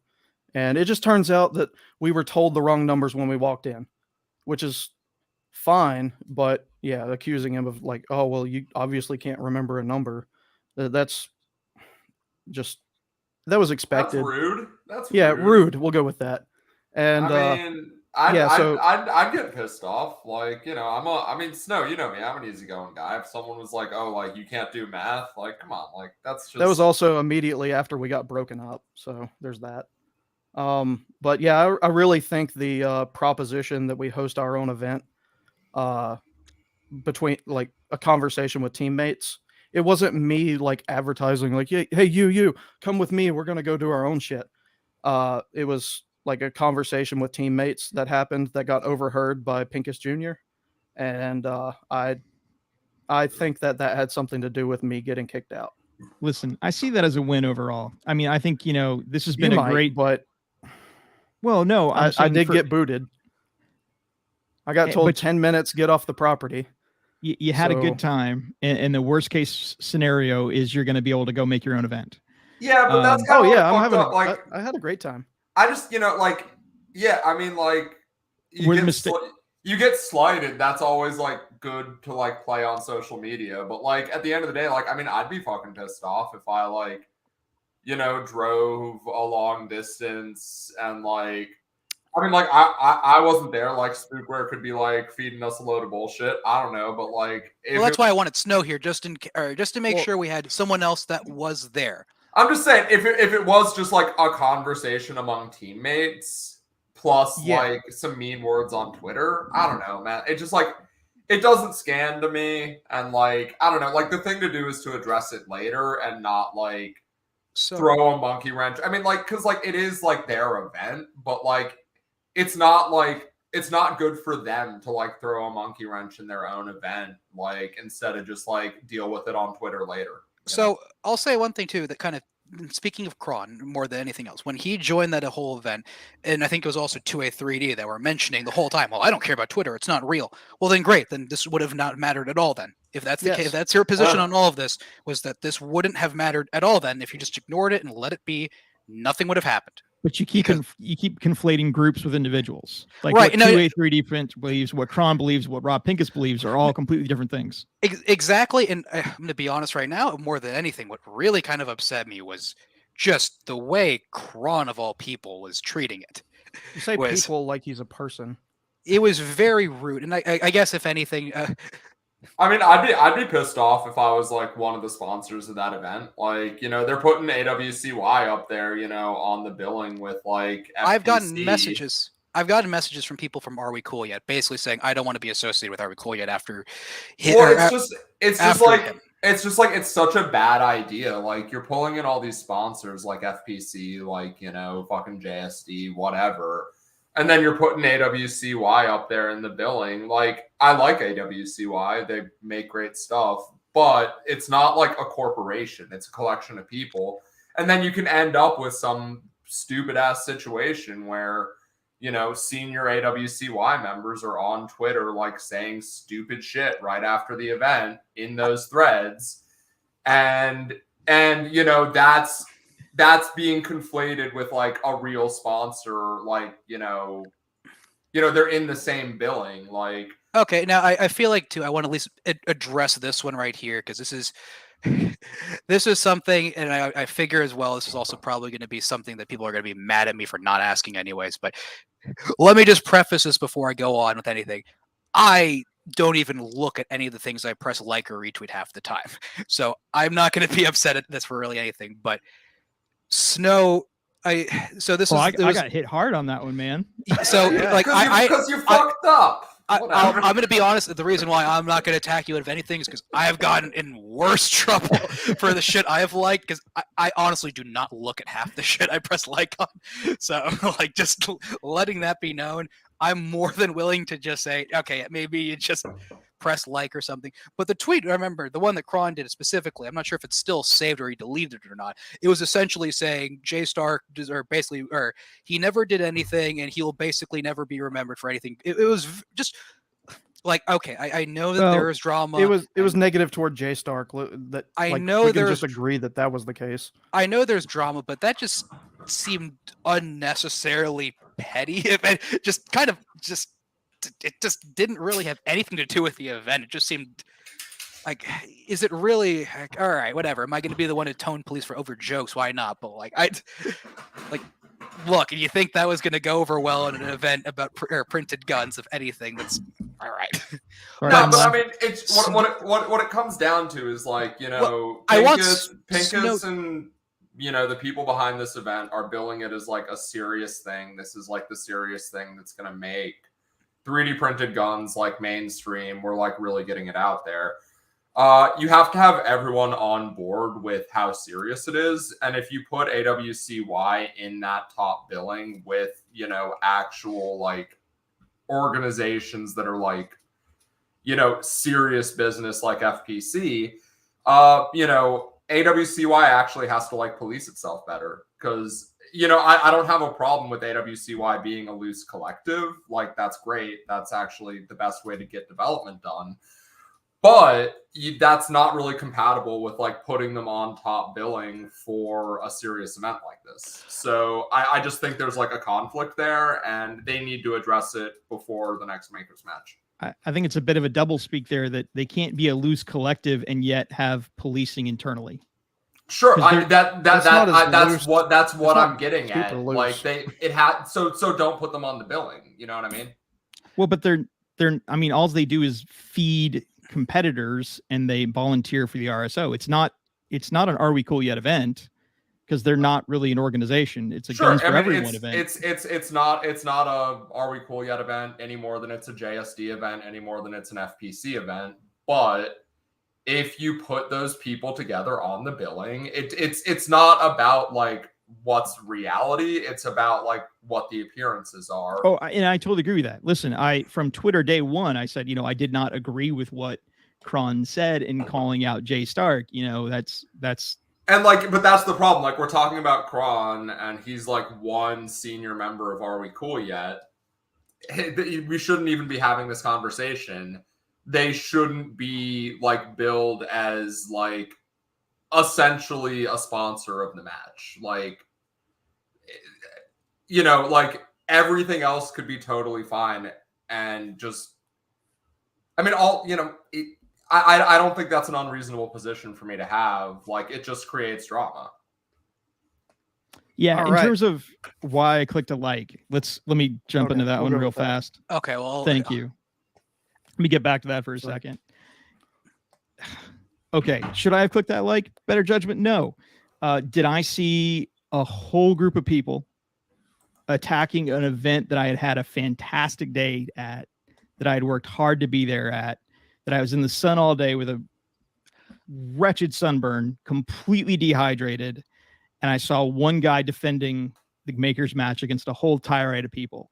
Did I really take the time to say, oh, look, he just made a Jay Stark reference? No. I clicked a like that acknowledged somebody defending. I liked that somebody was defending something that I really enjoyed. Should I have clicked it knowing that it was about Jay Stark? No. But, no one's going to listen to me. I completely will accept it just because I do. Don't worry. You're talking to the person that likes literally anything. So don't worry. I've gotten myself into trouble with this. And that's the one thing I do. Like, what it sounds like, if anything, it's the idea of the event of people coming together is something that everyone loves, especially, the way you're talking about it, to the way RK is talking about it. Hell, I mean, I love the idea of everyone coming together and having a fun event to have. This is more than understandable. So, like, yeah, I completely understand where you're coming from. I just wanted you to talk, at least let it clear it out there, because I saw people were getting mad at you. And but it all got lost in the thread. I mean, I tried to explain that to several people, and it was decided. The mob rule was done, and I'm like, okay, it's if you I went back to war games. If I can't, there's no way to win this game, so I just got to leave. I can't play. Because no matter what I said, there was either one more troll or one more people interpreting what I said for telling me my own belief systems. And that's always fun when somebody tells you what your intentions were. Isn't that the best? So, you just had to let it go, and it'll be okay. Well, I guess, yeah, everyone will have their own position on that. Again, I like literally it doesn't matter what it is. Usually if anyone replies to me, I'll just press like anyways. I've gotten several DMs for things that probably shouldn't have done. My response almost always will just be or is it 2 hours yet? It's not 2 hours yet, so I can't swear. To go F themselves is usually like, even if I'm in the wrong still, I'll do that. So again, I can understand where you were, but yeah, I guess maybe you seem to at least understand. Okay, probably was not the best thing to do. And if you really read it, and the original post was calling out the gun makers match for doxing people and saying that all those people you doxed are now going to die. And Rob Pincus, you're going to have blood on your hands because you doxed these people inside the makers match. So, and nobody talks about that post. Nobody will even bring that up. What post that is? Exactly. Thank you. So I gotta go fry some rice real quick. If you guys are still doing this in 20 minutes, I'll be back. But we'll be doing this in 20 minutes. Yeah, don't worry. More than 20 minutes of this. I just want to say before, in case Snow does leave before I get back, I actually think people choose to go to this event, and the registration stuff is that's kind of like a known thing. I think that the attacks on the match for requiring people to register and like provide ID. I think that's like actually totally reasonable. If your guys are still here when I get back, I do kind of want to hear about this like 4473-ish form that people had to sign. 2 seconds. That was the range. So the Fraternal Order of Police had to get in. You had to answer a form that had basically the same questions as a 4473. It was not a 4473. You had to answer the questions, and the range just basically said, are you someone that is eligible to operate and handle a firearm? That's all it was for the range. That was completely separate from the organization. It was not a guns for everyone thing. It just happened to be that's where the they chose the range. I mean that form does sound a little weird. Like that is extra information. Like the normal Jeremy, hey, we need ID. The original range got canceled 2 weeks before the event. So yeah, that's a thing. I know RK was talking about that too. Is like it got changed last second, and then I think Snow, you mentioned that too in the beginning when you joined as well. I remember hearing that pretty early on. In fact, it was like a last second change. Oh yeah, but, it was the first, and the match was on the 18th. So yeah, it was last minute. But I mean, you brought up something important too, that you said, oh, everyone's going to get killed. Everyone's going to this is going to die. Now, I'm curious to know where I did see like a couple of like small people, like a couple like 2 or 3 like posts or anything that said stuff like that. But like, it was not it was more of people upset the fact that it just seems unnecessary information of anything else. I guess because it's RK was kind of mentioned these a little ahead of time. The cop or being at a cop range, there is, I guess, there's a bit of like I said, the printed guns wouldn't really exist with gun control. Gun control wouldn't really exist without people that enforce the gun laws, and those people are police. I can understand why some people are a little bit more upset about at least the working with police, especially with this type of stuff. Like kind of people's how they were upset with the showing everything to the ATF. Is it going to get anyone killed? No, but you're showing the people that are going to be later attacking you how to do it, or what you're doing. Every single time you go and buy a gun and fill out a 4473, you're complying. Right. And again, I don't get that answer that, that we're not doing anything wrong. There is nothing illegal about building a self-manufactured firearm. What do you mean we're showing the police what we're doing?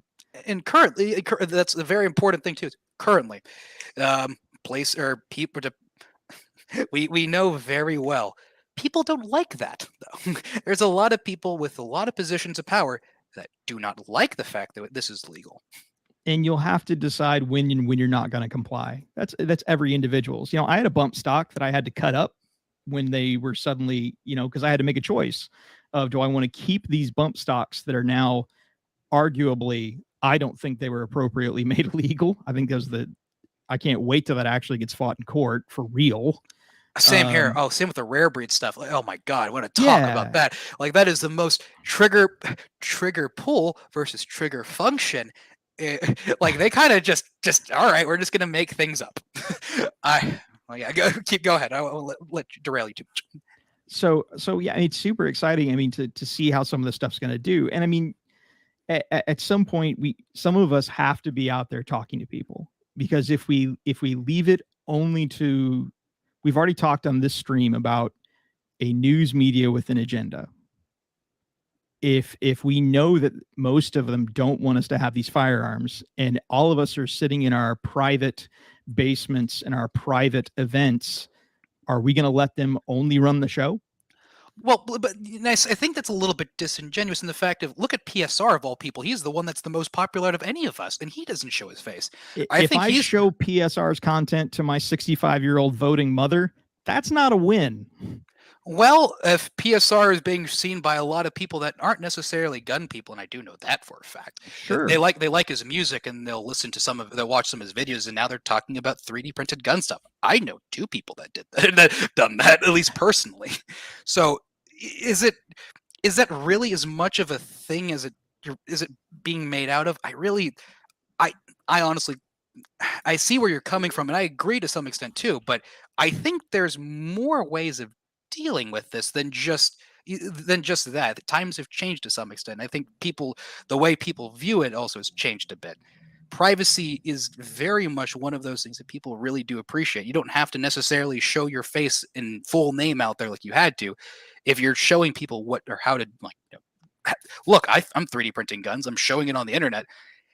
I mean, again, if the feds want to catch me, they can. But what I'm doing is legal, so they're not. What are they going to do? Really, the only people that are going to want to ruin my life are the type of people like journalists, the people that are going to be activists that want to push laws against what I'm doing. Yeah, no, I'm for that. But at the same time, you're welcome to be the guy that is faceless in the crowd and still doing your thing, which is awesome. Your bathtub ECM barrel is still one of my favorite videos. Yeah, that's a fun one. I like there's a reply I had to that where someone's like, I like what you did here, but people are going to show this as a way of look how dangerous it can be. I'm like, good, let them. All right, I don't care. Like those people already hate me. These people already do not. The people that hate what I'm doing already hate what I'm doing. They are not going. They have their agenda. They already. I kind of say this because as someone who does a lot of med stuff, I had a friend who did political science stuff. I did a lot of political science organizations just because he said, oh yeah, you don't do any of this stuff. You want to go mess with people, mess with poli-sci people. So I did, and it was fun. But a lot of those people are now politicians, journalists that I was working with. And these people are not the objective journalists that I think most people would assume, but now they have positions in NPR, other things, other local offices. I know how disingenuous these are, the type of journalists and activist people are. It's just some of them are, some of them aren't. I mean, they're people. I mean, there are people like Jake Harhan who are good journalists that will just report, I guess, interesting things and show some sort of respect. There are people like the NBC journalists that basically talk to YouTube to get Ralph's channel removed. Yes. But and is every journalist going to be a Harhan, or is it, if we're going to be bringing in these big NBC types, are they going to be more like the NBC people? And there was an ATF agent on a Vice documentary saying, "Hey, that's really cool, and those guys are following the law. We don't really care about them." I mean, I'll say right now that they literally found the most based ATF agent probably. No. I mean, the ATF really mostly doesn't care about us. It's the truth. I mean, I've actually talked to ATF agents. I've been to the ATF field office, and most of them are like, "Hey, that's really cool. We'd love to learn more about that." And I've had ATF agents at my shop. I'm still here. I'm fine. I'm okay with that. Well, but also, I'm at a different stage in life than most of you. Well, there's also, again, too, like, I mean, the FBI and all this, they could never bring Al Capone. Who did it? It was the IRS, who has the time and money for her.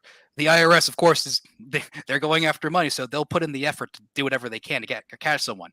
Well, the ATF might not have the ability to go after every single person that does things, but you know who does? Moms Demand. If Moms Demand finds someone that doesn't like what they're doing or doing something that's questionable, well, okay, the ATF might not care, but now the ATF are getting nonstop reports about this one specific person doing something that it doesn't even have to come to reporting to the ATF. It can come down to every town being ass mad about their logo being put on something and trying to sue the people involved. So a crumb of anonymity has saved a couple people from that lawsuit. Yeah. So but nobody's saying don't be anonymous. At least I'm not saying don't be anonymous. Well, yeah, someone's mentioning it too. ATF agents don't care, but at the same time wouldn't hesitate. Well, that's I think the problem people have with cops is this is kind of the I guess the difference between a lot of the libertarians and conservative, like the thin blue line crowd and like the gun community stuff is there are people that will most a lot of cops usually don't care that much. But when they're being told to enforce the law, they usually will. And if the law's on, but then you got sanctuary cities, some of the chiefs. God. So that's the one thing. That's why I have had really. The funny thing is, the difference between the small town cop and the big city cop. I've had a couple of things happen here where I'm at locally where the cops have. There are some stories I'd love to tell, but I've had some very good experiences with cops here. I've had really bad experiences in in bigger cities like Houston for sure. Oh my God, the cops there are literally there only to get out to get you. Same with San Antonio and same with Austin. But I the smaller localities usually fine. RK, yeah. why don't you address that thing that's been hanging out there on the screen? Yeah, Oh, so I thought you meant my opinion on cops, and I was like, that's not safe for you. Let's yeah, don't worry. We need to wait for 2 hours for that. But go ahead, RK. Let's go get this. Let's not get too derailed and do this. But yeah, let's keep going. Why don't we ask RK why he tried to dox all the people that went to the match?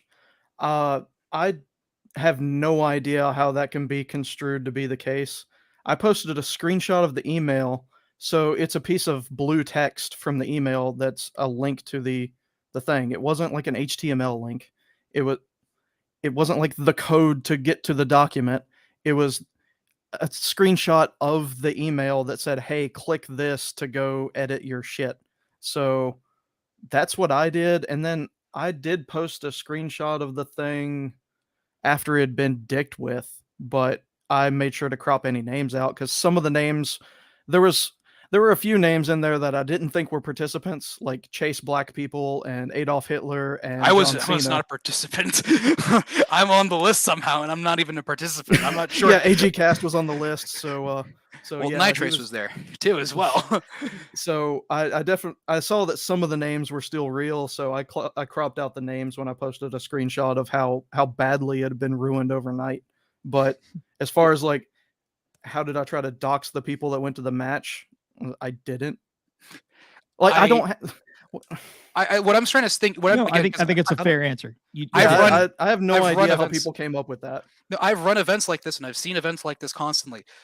Look, I get that it looks bad, and if you're running the event, I know it would be very upsetting. But like, look, if you have a publicly editable thing, you don't blame the person that pointed out, hey, maybe we shouldn't do this. You should have just not made it publicly editable. And I don't think anybody is. I think everyone has pretty much said. Even Rob said in the chats earlier, yeah, that was a mistake. Yeah, we screwed that one up. Oh yeah, and I recognize that like everybody involved admits that was a bad idea. And if I had to go back and I don't know, but if I had to go back, I'd probably say that was a screw up from Guns for Everyone, who is they sent separated. the email. I assumed it was them, but like yeah, I'm not I wasn't involved in organizing it, so I don't know. Me either. I wasn't either. I hope to be next year. I see this one right here too. You know, there's one of these days, Snow, I want you and Jeff Rodriguez on stream just because I think it'd be fun.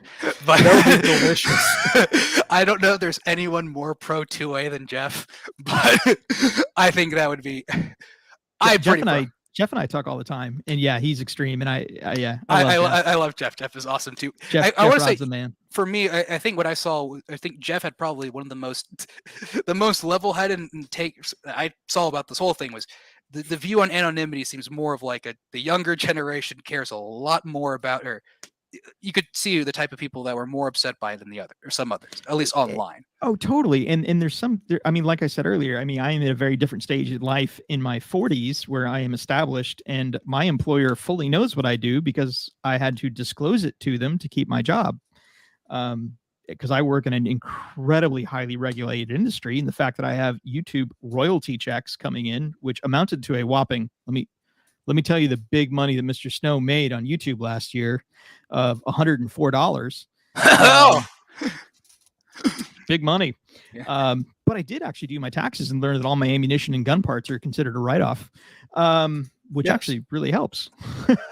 I have a little YouTube channel too. Yeah. I got a 1099 from YouTube for $100, but I spent a lot more than that. I had an operating loss on my taxes last year for my YouTube channel. So it's been fun. So yeah, to some extent. And once again, just like I've got no problem with someone being out there anonymous and like PSR or UAG doing your thing. There's nothing wrong with me out here not using my full name really by desire either. Because I think, AG, you make a very, very valid point regarding, swatting. And there's some trolls out there that want to see people hurt and tore down. And that's a shame, but it's a reality. I do like this idea. The next GGMM starts with Rob and RK hugging it out. Well, that would be a beautiful ending to the whole situation more than anything. Todd was there. Yeah, but, I'm gonna have to go with no on that one, even on a good day. But I didn't like Rob before the event, so I do. This hasn't exactly changed my opinion on him, and so no. I just at least want to mention one thing about Jeff, just because I love Jeff a lot. And every time I see that Jeff still has an account anywhere, I'm always just like, I'm glad he still has. Someone hasn't found him yet, because oh god, he loves pet posting. Yeah, he has some comments about cops and overpasses, and I'm just like yeah. Chill out, my dude. Like every. When the Australia stuff was going down with COVID lockdowns. Oh yeah, that was fantastic. I was like, he was like, bro, it's time. Bud. Just I love what you do, guys. I was like, oh my god, Jeff! Like, how are you still have an account? Holy crap! That's enough internet for me today. I love Jeff. Is great. He's always welcome whenever he wants on. But I need to work on a oh god, I want to make a Cafe 12 at some point very soon. He's going to be one of the speakers at Guns and Bitcoin in April. I'm too far away. I couldn't. AG Leaks will be taking care from me. Yeah, that was a fun little. I'm not sure if you saw that, but they originally had me as the speaker. They didn't know that they thought I was AG Leak, so they basically. Oh, that's awesome. Yeah, so I was one of their keynote speakers randomly. That's awesome. Yeah, that was a lot of fun. And then I had to tell them, thanks guys, it's really great. I'd love to do it, but I'm a little bit further away. Maybe if you pay for everything, I guess I'll go. But it's a little far away, and I'm trying to remember, when is it again? April 8th and 9th, I think. Yeah, that'd be. It's in Miami, April 8th and 9th. Yeah, that would be a hell of a drive, so that would be more of a fly type of thing. I think Chairman Suckboy Tony. Oh, this sounds terrible. I didn't think this through till I was saying it. The three of us are going to be sharing a hotel room. Oh, Is no. Chairman driving there though? Because I might be able to hitch a ride. So I'm picking everybody up. So they're going to fly in, and I'll pick them up, and we'll all have the weekend together. Should be fun. Oh, I should have asked Chairman in that case if he was going to do that. That'd have been fun. But he had a nice, fun road trip all the way to Miami. But yeah, I will say. Thank you, Mr. Raja. 9th and 10th of April in Miami. Yeah, so I guess if anything, let's at least say some things that we do like. If anything, I genuinely do enjoy the idea of having some sort of an event where everyone, at least a bunch of people that like printing guns, all come together just to shoot, just have a fun, good old time. Can we at least all say that's a good idea? We all like that. Yes, I would like as many people as possible to have the opportunity to do that. And if that means putting together something alternative that's a little bit more anonymous without being opening it up to like just in my anybody opinion, with an email account can sign up and shit on it. And I would like as many people to be able to do something similar as possible. How's that? I mean, and part of that is the fact that this is an actual sanctioned event through the competition network of firearm shooters. So there's an actual, yeah, it is. So it's up there with the IDPA stuff, US, this is that level. It's an official sanctioned event by Guns for Everyone. Okay. Just like, you're a competition shooter through Practice Score. That's a little strong. Okay. You've shot in some competitions and are working towards being a competitive shooter. Last Maker's Match was my first competition. But you've done a lot more since then. Yes. Because I've seen on your post, you testing in your garage in your awesome barrel that I love. Yes. Oh God, I'd love to do that. That'd be so nice. You got a nice little setup there. I was testing it. And by the way, I had a blast watching you shoot. You had some serious double taps going. I was ripping it. You were like, I was looking at her, I was like, that dude's got some shots. Somebody said commented about like me running around. I was like, yeah, it's like a refrigerator grew legs and decided to start shooting. Oh, I loved your kit. That was amazing. No, that was my comment. That wasn't theirs. Oh, okay. But, I was gonna. Yeah. Well, that's you, dude. You were hauling ass, and you were getting it. It was my brother commented, and it was just like, bro, you're not even close to this fast at the house. Like, what happened? And I was like, I'm here to get me a trophy, and that didn't happen. But I did make a presence. Well, I mean, your gun was so loud. That break that you were running on which one? Your AR. I think the problem is my ears for the day were attuned to 9mm because everybody was shooting 9mm. Yeah, that 5.56 M16 was that just full power Phoenix stuff.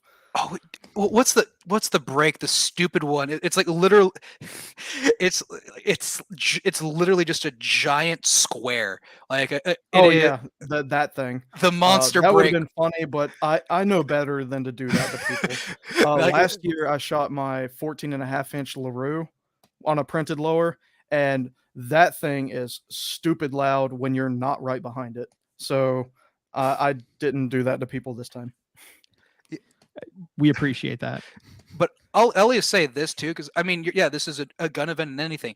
I think if anything, what probably would bring people at somewhat ease would at least just make it, if there's going to be media there, it would only have to be like just friendly press, like Revolver, Guns No in media. Air. How about that? Well, I mean, Just media no. would be ideal. Journos If keep anything, out. This is ours. We're having fun.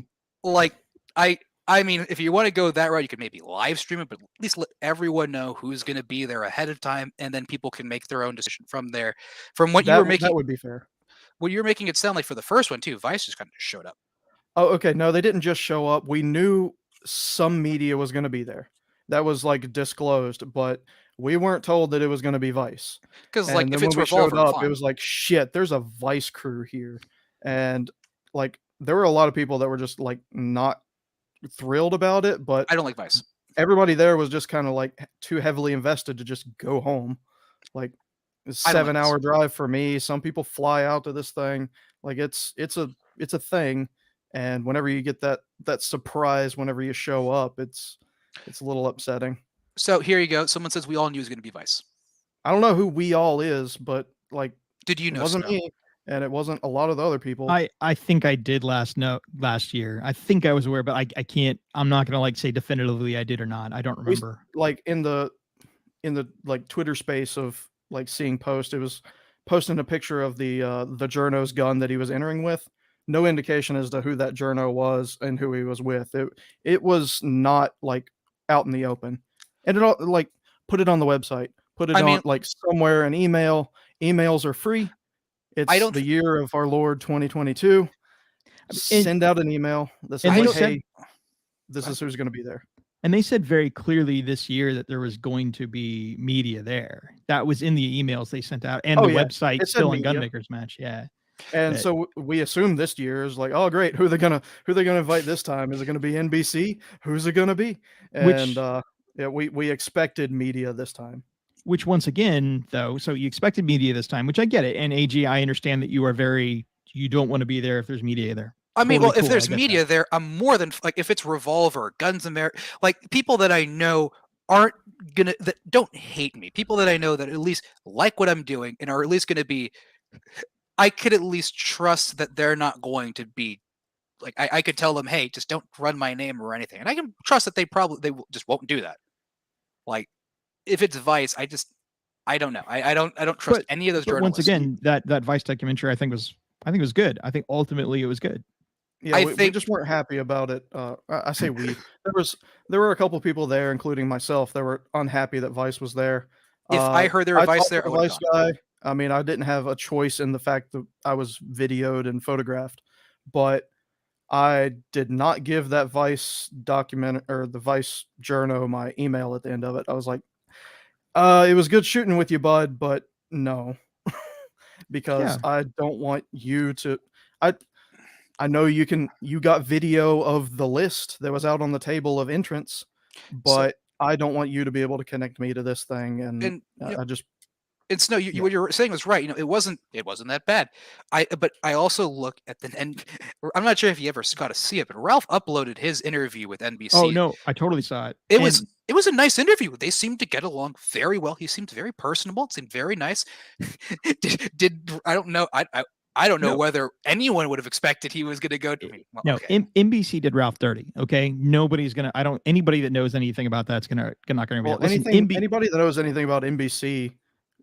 I wouldn't have accepted it. What would have happened there? Yeah, I would have accepted. Ralph, come on, man.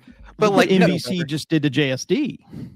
Oh, did they go after JSD now too? That might be. Oh no, yeah. So NBC just did a whole huge hit piece on JSD, and like on John Crump's channel, he had like the entire 15-minute interview of this guy interviewing Jordan, the leader of JSD.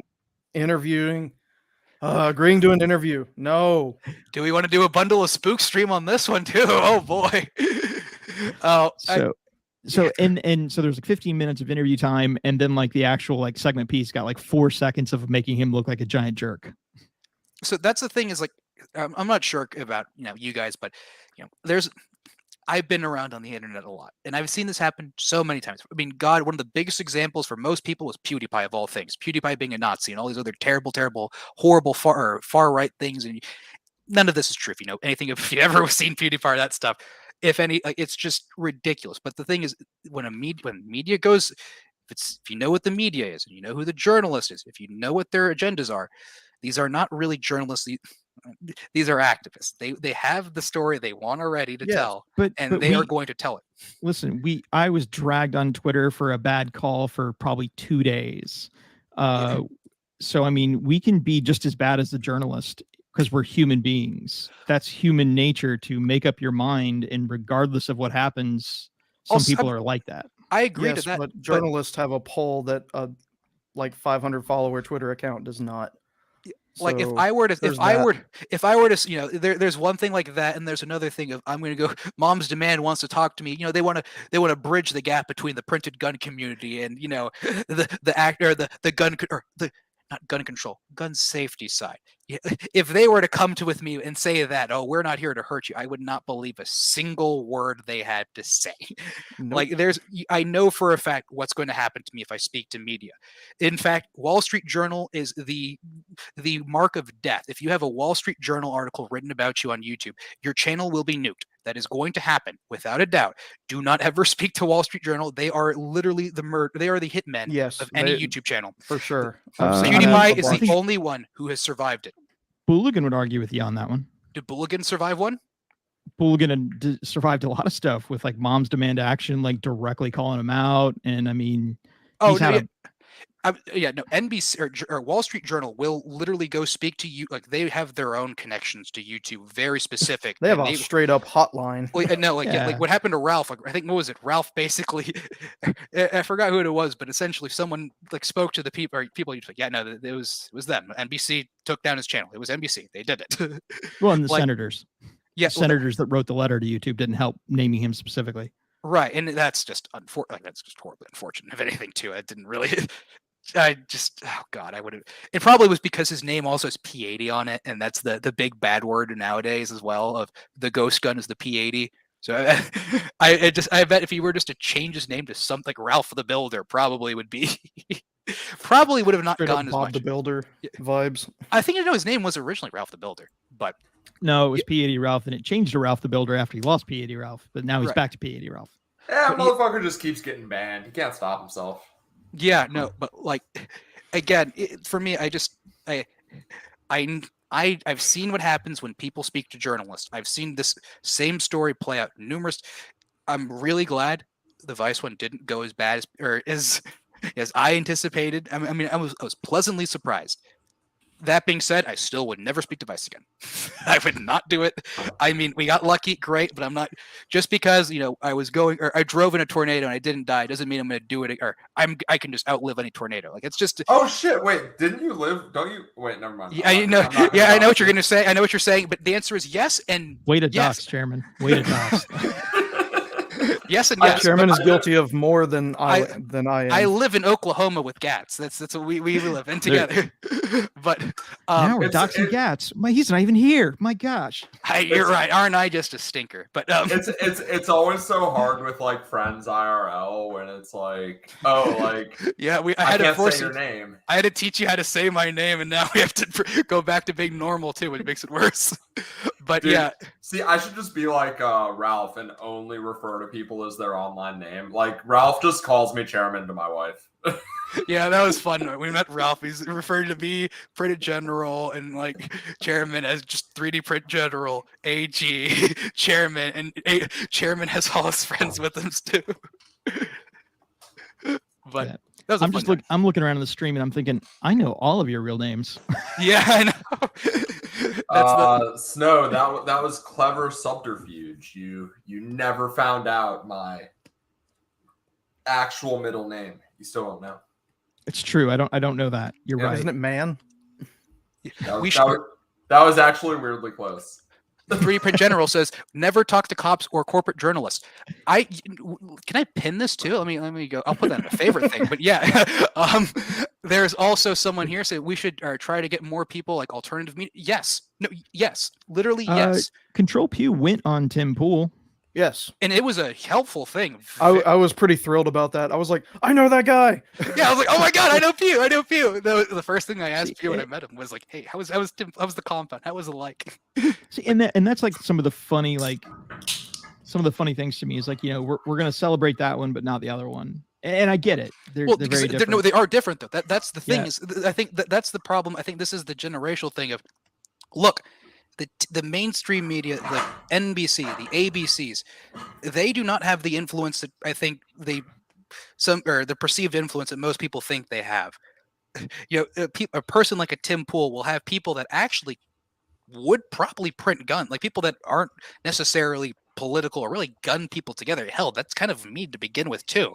I wasn't really that much into guns to begin with, and I saw, hey, look, there are gun things showing up that I've never really considered. Oh, that looks kind of fun. I might want to try that out. I think it's better to appeal to people that at least actually would care about what you're doing. Like trying to speak to Mom's Demand, they do not care. They hate you. You're much better off. They're so demanding. You're right. They just constantly demand. But you can speak to either people that hate you or people that don't know anything about you that you can convert. Like they're people that already just explicitly hate you, or people that are just completely unaware. The people that hate you is a small subsection. The people that are just unaware is a much larger section that you can actually win over. Like I can understand, yes, we should listen to all sides and everything. But if you want this to grow, if you want people to hear things, you speak to people that are just normal, people that just aren't really necessarily have a side. And that's a lot of people. That's a very, very large group of people that just either don't know about printed guns or just don't know really much about guns in general. Yeah, you could easily win over. Journalists to spread it to the masses. I mean, just sling up your printed AR-15 with a chamber flag in it and go to your local gun show. And look at a Tim Pool and a Joe Rogan. These people they have numbers that are beating mainstream media by a lot. Yes. So it's that too. I see they're not. Yeah, Rogan is like nuts. Like I had no idea until this whole like Spotify thing blew up because like Neil Diamond. Yeah, like what was Rogan saying that like vaccination? It was misinformation on vaccination, stuff like that. So Neil Diamond like pulled all the stuff off of Spotify for a hot minute. I had no. Oh, did he go back? Did he come back to it? I'm pretty sure. Oh, that's But I not. Yeah. That's sad. I had no idea how big Rogan's reach was. Like, it's like 10 million like per show. It's like nuts. Like I had no idea that he like actually had a fair claim to the title of like, biggest influencer in the world. Like, and the thing is, like, he's literally just a stoner who likes to talk about like aliens and like conspiracy theories and like, dude, the 4chan like Rogan green texts are like still some of the funniest things I've ever seen. He can't go on 4chan. That's racist, sir. Rogan isn't some major thought leader. He's just a stoner dude that just wants to just talk to. Like, it's nothing. That's the funny part of all of it. It's like, look, you don't have to appeal to the traditional media. The fact that these people can thrive are more than evidence of that. And that's my main thing of this. And I think that's a big deal of it is, look, these are people that you can like speak to. And I mean, people like the Tim Pool audience, like hell, if a Tim Pool were to go to a Maker's Match or send someone over there, that would help way more than a Vice. Because these are people that actually like what you're doing. Dude, I'm like eternally bummed out about Vice. Like, does anyone remember when Vice was actually like good? Like, yeah, it was around the time Tim Pool was in it, right? Actually, Harhan too. Both Tim Pool and Harhan were actually around the same time. Like, all the good people in Vice left and started their own thing. Dude, they used to have that thing where it's just like fucking like roast New York pedestrians. They would just like take pictures of people on the street and just like roast them. It was so good. I used to laugh at that so hard. There was a Vice video of like, I think a guy going through the anarchist cookbook and literally trying every recipe on there. like in some warehouse. That would be I that think would be that a was great that would be a great YouTube channel. I'd watch like that. 5 years ago. No, that was one. No, like that was a thing that they did a while ago. Like it was really cool to watch. Like yeah, some of them just didn't work. Other I than vaguely remember that. yeah, like that was the old Vice, and that was a cool like. What was it? We should call it blowing up with Babesh. Or was it Gavin McGinnis? That was when Gavin McGinnis, I think, owned it. Which, if you guys know that name, Technical Tuesdays. Hey, you know, I'm a very proud boy. You know, I'm like the proudest. You know, just proud to be a boy. Oh, you know what I am proud of? My my Glong? puppy. No, my puppy. One of his balls dropped today.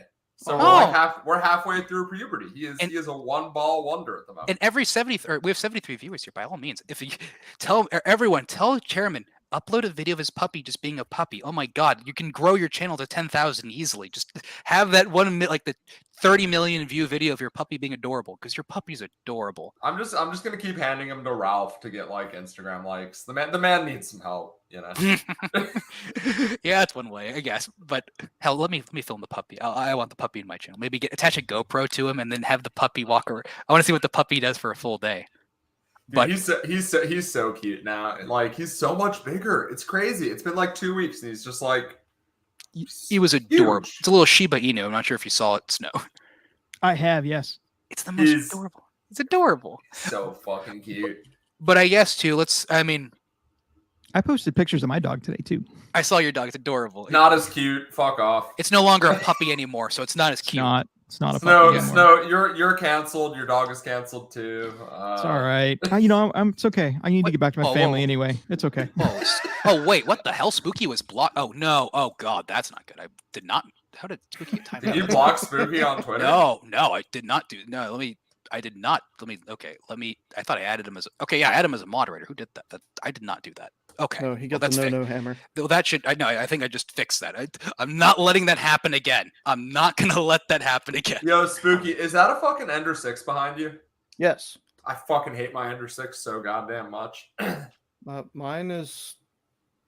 I haven't had enough print time on it to get it like dialed in where I want it, but I've had successful prints off of it. Fuck, The M16 that I ran at Makers, it did fine. So yeah, I just that long ass Bowden tube just gave me nothing but trouble. I couldn't. Yeah, I was a little worried about that, but Snow, how's the Voron? How is that one? It's a thing. So... Have you finished building it yet? Oh no, it's done, and it's printed stuff. But I'm still tweaking with it. I think the problem with the Voron is you can spend your entire life modifying it. Is it weird that my most reliable printer is my 10-year-old Maker Gear? No, that thing's pretty dope, actually. Dude, those things are tanks. Fucking rules. Like, that thing is just, like, unbelievably reliable. Like, I've had to, like, clean it a few times in 10 years. It's nuts. So my Voron totally runs, but I've got it done. I've printed stuff with it, but now I want to put a stealth burner on it. I want to change out the tool head and put a stealth burner on it. I want to add a filament runout detector. So like there's like it's this like you built the whole thing from the ground up and you know how to modify it, you know how the code works, so there's just infinite possibility, and with infinite possibility comes this infinite paralysis of choice. You're getting it's the same thing of I'm using my printer to print upgrades to my printer that I'm going to not print anything with except printer upgrades. It's the trap that you can always, the paradox you fall into. Yeah, so right now I'm setting it up like I've got a brand new hot end for it, and I've got all tungsten carbide nozzles I'm going to put into it, and I'm setting it up exclusively for like the coax glass filled nylon. I'm going to dedicate the Voron to the coax glass filled nylon. You don't have a diamond nozzle like 3D Print General does? You're not that much of a baller. No, I can't be as baller as 3D Print General. Let's make that clear. I think that's a next level baller. Oh, AG, have you seen my my Cheaty? Oh, you gave it to you! I don't care. The Adventure 3 or Adventure 4 has more build volume. I chose that one for good reason. You got my reject. I want you to know. Okay, either way, let's continue on. And, I guess if anything else, let's at least. I mean, let's just wrap it up to some extent of at least the Makers match. I do want to, might as well ask whether if you want to take off the slide to your Glong and show that on stream if you want to, but that would be, I guess, if anything, we could at least say what we would look forward to. Oh, there's the Glong. What are the problems we would want to be fixed, if anything? Like, what would we want for, if we were to make our ideal Maker's Match, what would it be? Well, I don't have any interest in providing feedback to the existing one. So there's that. Jot that down. Mine is just no journalists, really. That's my thing. It works! I was just hitting my vape off it, but yeah, the airflow totally works. This is a tobacco. This is a tobacco vape. It's a pipe of peace. I really like the amount, like the people that are talking about the Glong. Like, it's the side of Twitter I don't interact with, and like the side of the internet I don't really. The dude we Lamau side is just. Go ahead. Do you have the other thing handy there, Chairman?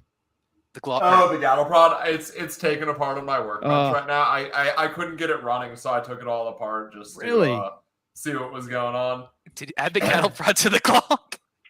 So that was my original like plan for how to light the Gattle Prong for the video, but now I've switched over to just a Bic lighter. Well, so a Bic lighter on a 33 round magazine. I redesigned this to like actually be straight with the magazine. This was just like my proof of concept. But yeah, so friggin' dumb. Wait here, I can put it in. It's a tea kettle, everyone. Calm down. It just makes me laugh every time. Like every time I just see it, the it's like manual of arms. I just see it. I just giggle. Like this is the dumbest thing I've ever seen. But I also kind of like it. It's kind of funny every time I see it. Well, I'm just getting it like so. 420 video. Well, it should release on 420. That'll actually probably be so. It just kind of all came together, but like without going into too much detail, I got the offer to film with it with like a legit like legal autoseer. Are we going together for that one? Can I come along for that one? I'll let you know. I'm meeting with the guy next week to actually like figure out the actual filming time, because it's like it's an SOT autoseer, so like the person who like actually has the license for it has to like be there when I'm using it. No, you can just take it home. I don't know what you're talking about. The autoseers are free. You can just take them home. I have 400. Yeah, he just writes a little note that says, "I gave this to Chairman Juan." And it's a permit. Has to promise to return it back. It's an IOU. Yeah, it's okay. Why would you ever? Yeah, you actually steal it? But yeah, so the plan for the video is fucking start it off like start with like boom, pop the lighter, take a fat rip of tobacco, hold it, slap it, mag dump it, exhale. See, now the one thing that bothers me too is like, does anyone know? Every time I ask this, no one has the answer for it. Does anyone know where Delta 8 stands? Because like I'm not fucking doing that. I'm not doing that either, because you're going to be a test case. Everyone I've spoken to is the answer is technically yes, but also no. You're probably going to be a test case because it's. Now I'm gonna go with my old standby from when I was a fucking real cigarette smoker and I rolled my own. I'm gonna go with. I'll bring some cigarellos. Don't worry. I'll bring some swishers. I'm going with Norwegian Shag. I think it's better to empty the swishers into that, and that'd be really fun. Just have some good old cool swishers. Yeah, dude, it's gonna be so great. So the part that I'm still debating is like, you remember those like Hickok 45 like pot smoking videos? Let's go smoke some pot. Yeah, and he takes a full auto and like blasts a bunch of pots. I'm thinking of maybe like adding that in as a joke. Let's get a gong. Let's get a gong. I'll find a gong and let's bring it, and we're gonna shoot it 100 yards. Did you guys catch that Hickok 45 was in St. Augustine that weekend? Yeah, that's a weird coincidence. I would have. That would have been awesome to meet Hickok. He's heard he's a giant too. Yeah, so he's he was like walking 6'7", right? He's big, yeah. But it was funny because like JSD ran into him and print 2A 3D print ran into him like walking around like just like randomly, like total random downtown St. Augustine. I mean, I don't think it's random when he's like the height of 3 men. Like you could probably see him from across downtown. Well, they were literally standing right next to him. Didn't like it was easy to find. Yeah, he sticks out like a sore thumb. But anyway, what they were talking to me, like, so here's what we're doing here this weekend. And they were like, Hickok 45, you should have some 3D printed guns. You should make one yourself. He's like, no, I can't do that. The ATF would be all over me. Like Hickok 45, one of the biggest gun tubers, not the biggest, but he had no idea that you can make your own privately manufactured firearm. Like he had no clue. Well, this is one of those things that I want to say, because they're either people that are like that, or it's the route of, why would I even bother? What's the point of it? Because like I've heard, dude, he's such a massive Glock guy. Like, if anyone should go on Hickok, it should be me. I should like bring all the fucking like. That is fair. You are the Glock guy after all. There's no one else I could imagine. Dude, he like, dude, the feedback on the 43X has been nuts. Like everyone likes the double stack stuff, but like the 43X is the first thing I've done where people are like, oh, that's like the best handgun. Like people really fucking like the 43X feel. One of these days, if JSU were to send me one of those kits for free, that the email is still there. But yeah, I would love. Quit being a poor and just buy one. If I'm gonna buy, I hate Glocks though. Glocks are ugly. I don't like them. Hey, G, come on. Your Glocks are different though. Okay, yeah, Chairman. But you're my friend. So. Oh, okay, you're right. Never mind. What am I thinking? We live really close by as well. This is an easy solvable problem. Our parents are literally friends now. Oh yeah, that was a fun thing too. Yeah, I had Speaking of Chairman Juan Glocks, our team had one trippy grippy or whatever you call it. I think it was a 17. Grippy, yeah. We put one of those on the podium. It's a heinous looking thing. It's lime green and gold. Wait, fuck yeah. It's so bad looking. So yeah, speaking of the 17s, I actually didn't know this, but P80 rails just totally work in the 17. Oh, like cool. they don't work in any of the other ones, but like the P80 rail locking block combo and the P80 back rail both work in the 17. That's neat. It's not that way for any. I mean, of the other that's ones. not neat at all. Please buy Avis rail kits from rkspookware.com, please. But Avis like, rails, but Riptide also follows me. Aves doesn't, so. Ooh, yeah, gotta go Riptide. I don't know either or, but I've spoken to Aves too. They're both really cool guys. I don't know which one I Avis like. was one of our sponsors, and he is not affiliated with the shit flinging. He's a good guy. Yeah, he's a cool guy. So they're both excellent. Like I don't have like. That's why I feel bad about trying to pick a side, because I genuinely like both of them. They seem so like I used to like tell people like, listen, like their front rails are the same, but like the Riptides, I don't like the split back rails. Like, just like get your kits from Aves because like it's just a little bit easier.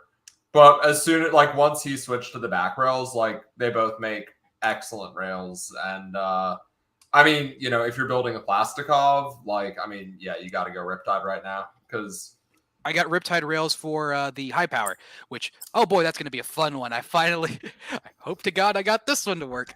I recently used, the 3D Print General's FL Sun, which by the way, for someone like you, Chairman, I'm working on that video for that.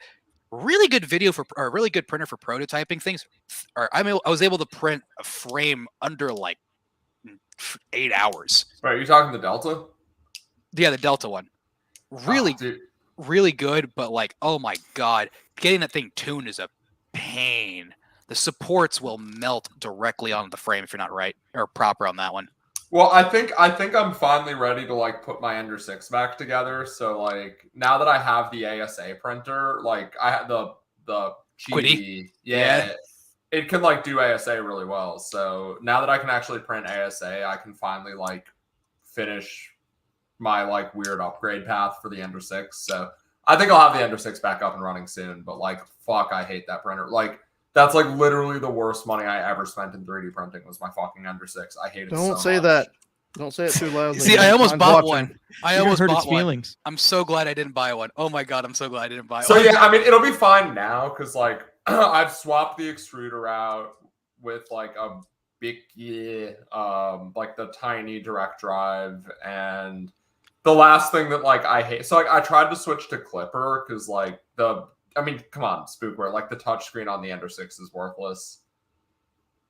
Oh, it's inside. I didn't think it was bad. It's inside it, right? Or is it outside? No, it's outside, but like you can't do anything. Like it's functionally crippled. Like a normal Ender 3 has like way more stuff you can actually do on the touchscreen. I do like if you're not using a probe, the leveling function where you poke the quadrant that you want the thing to zip over to.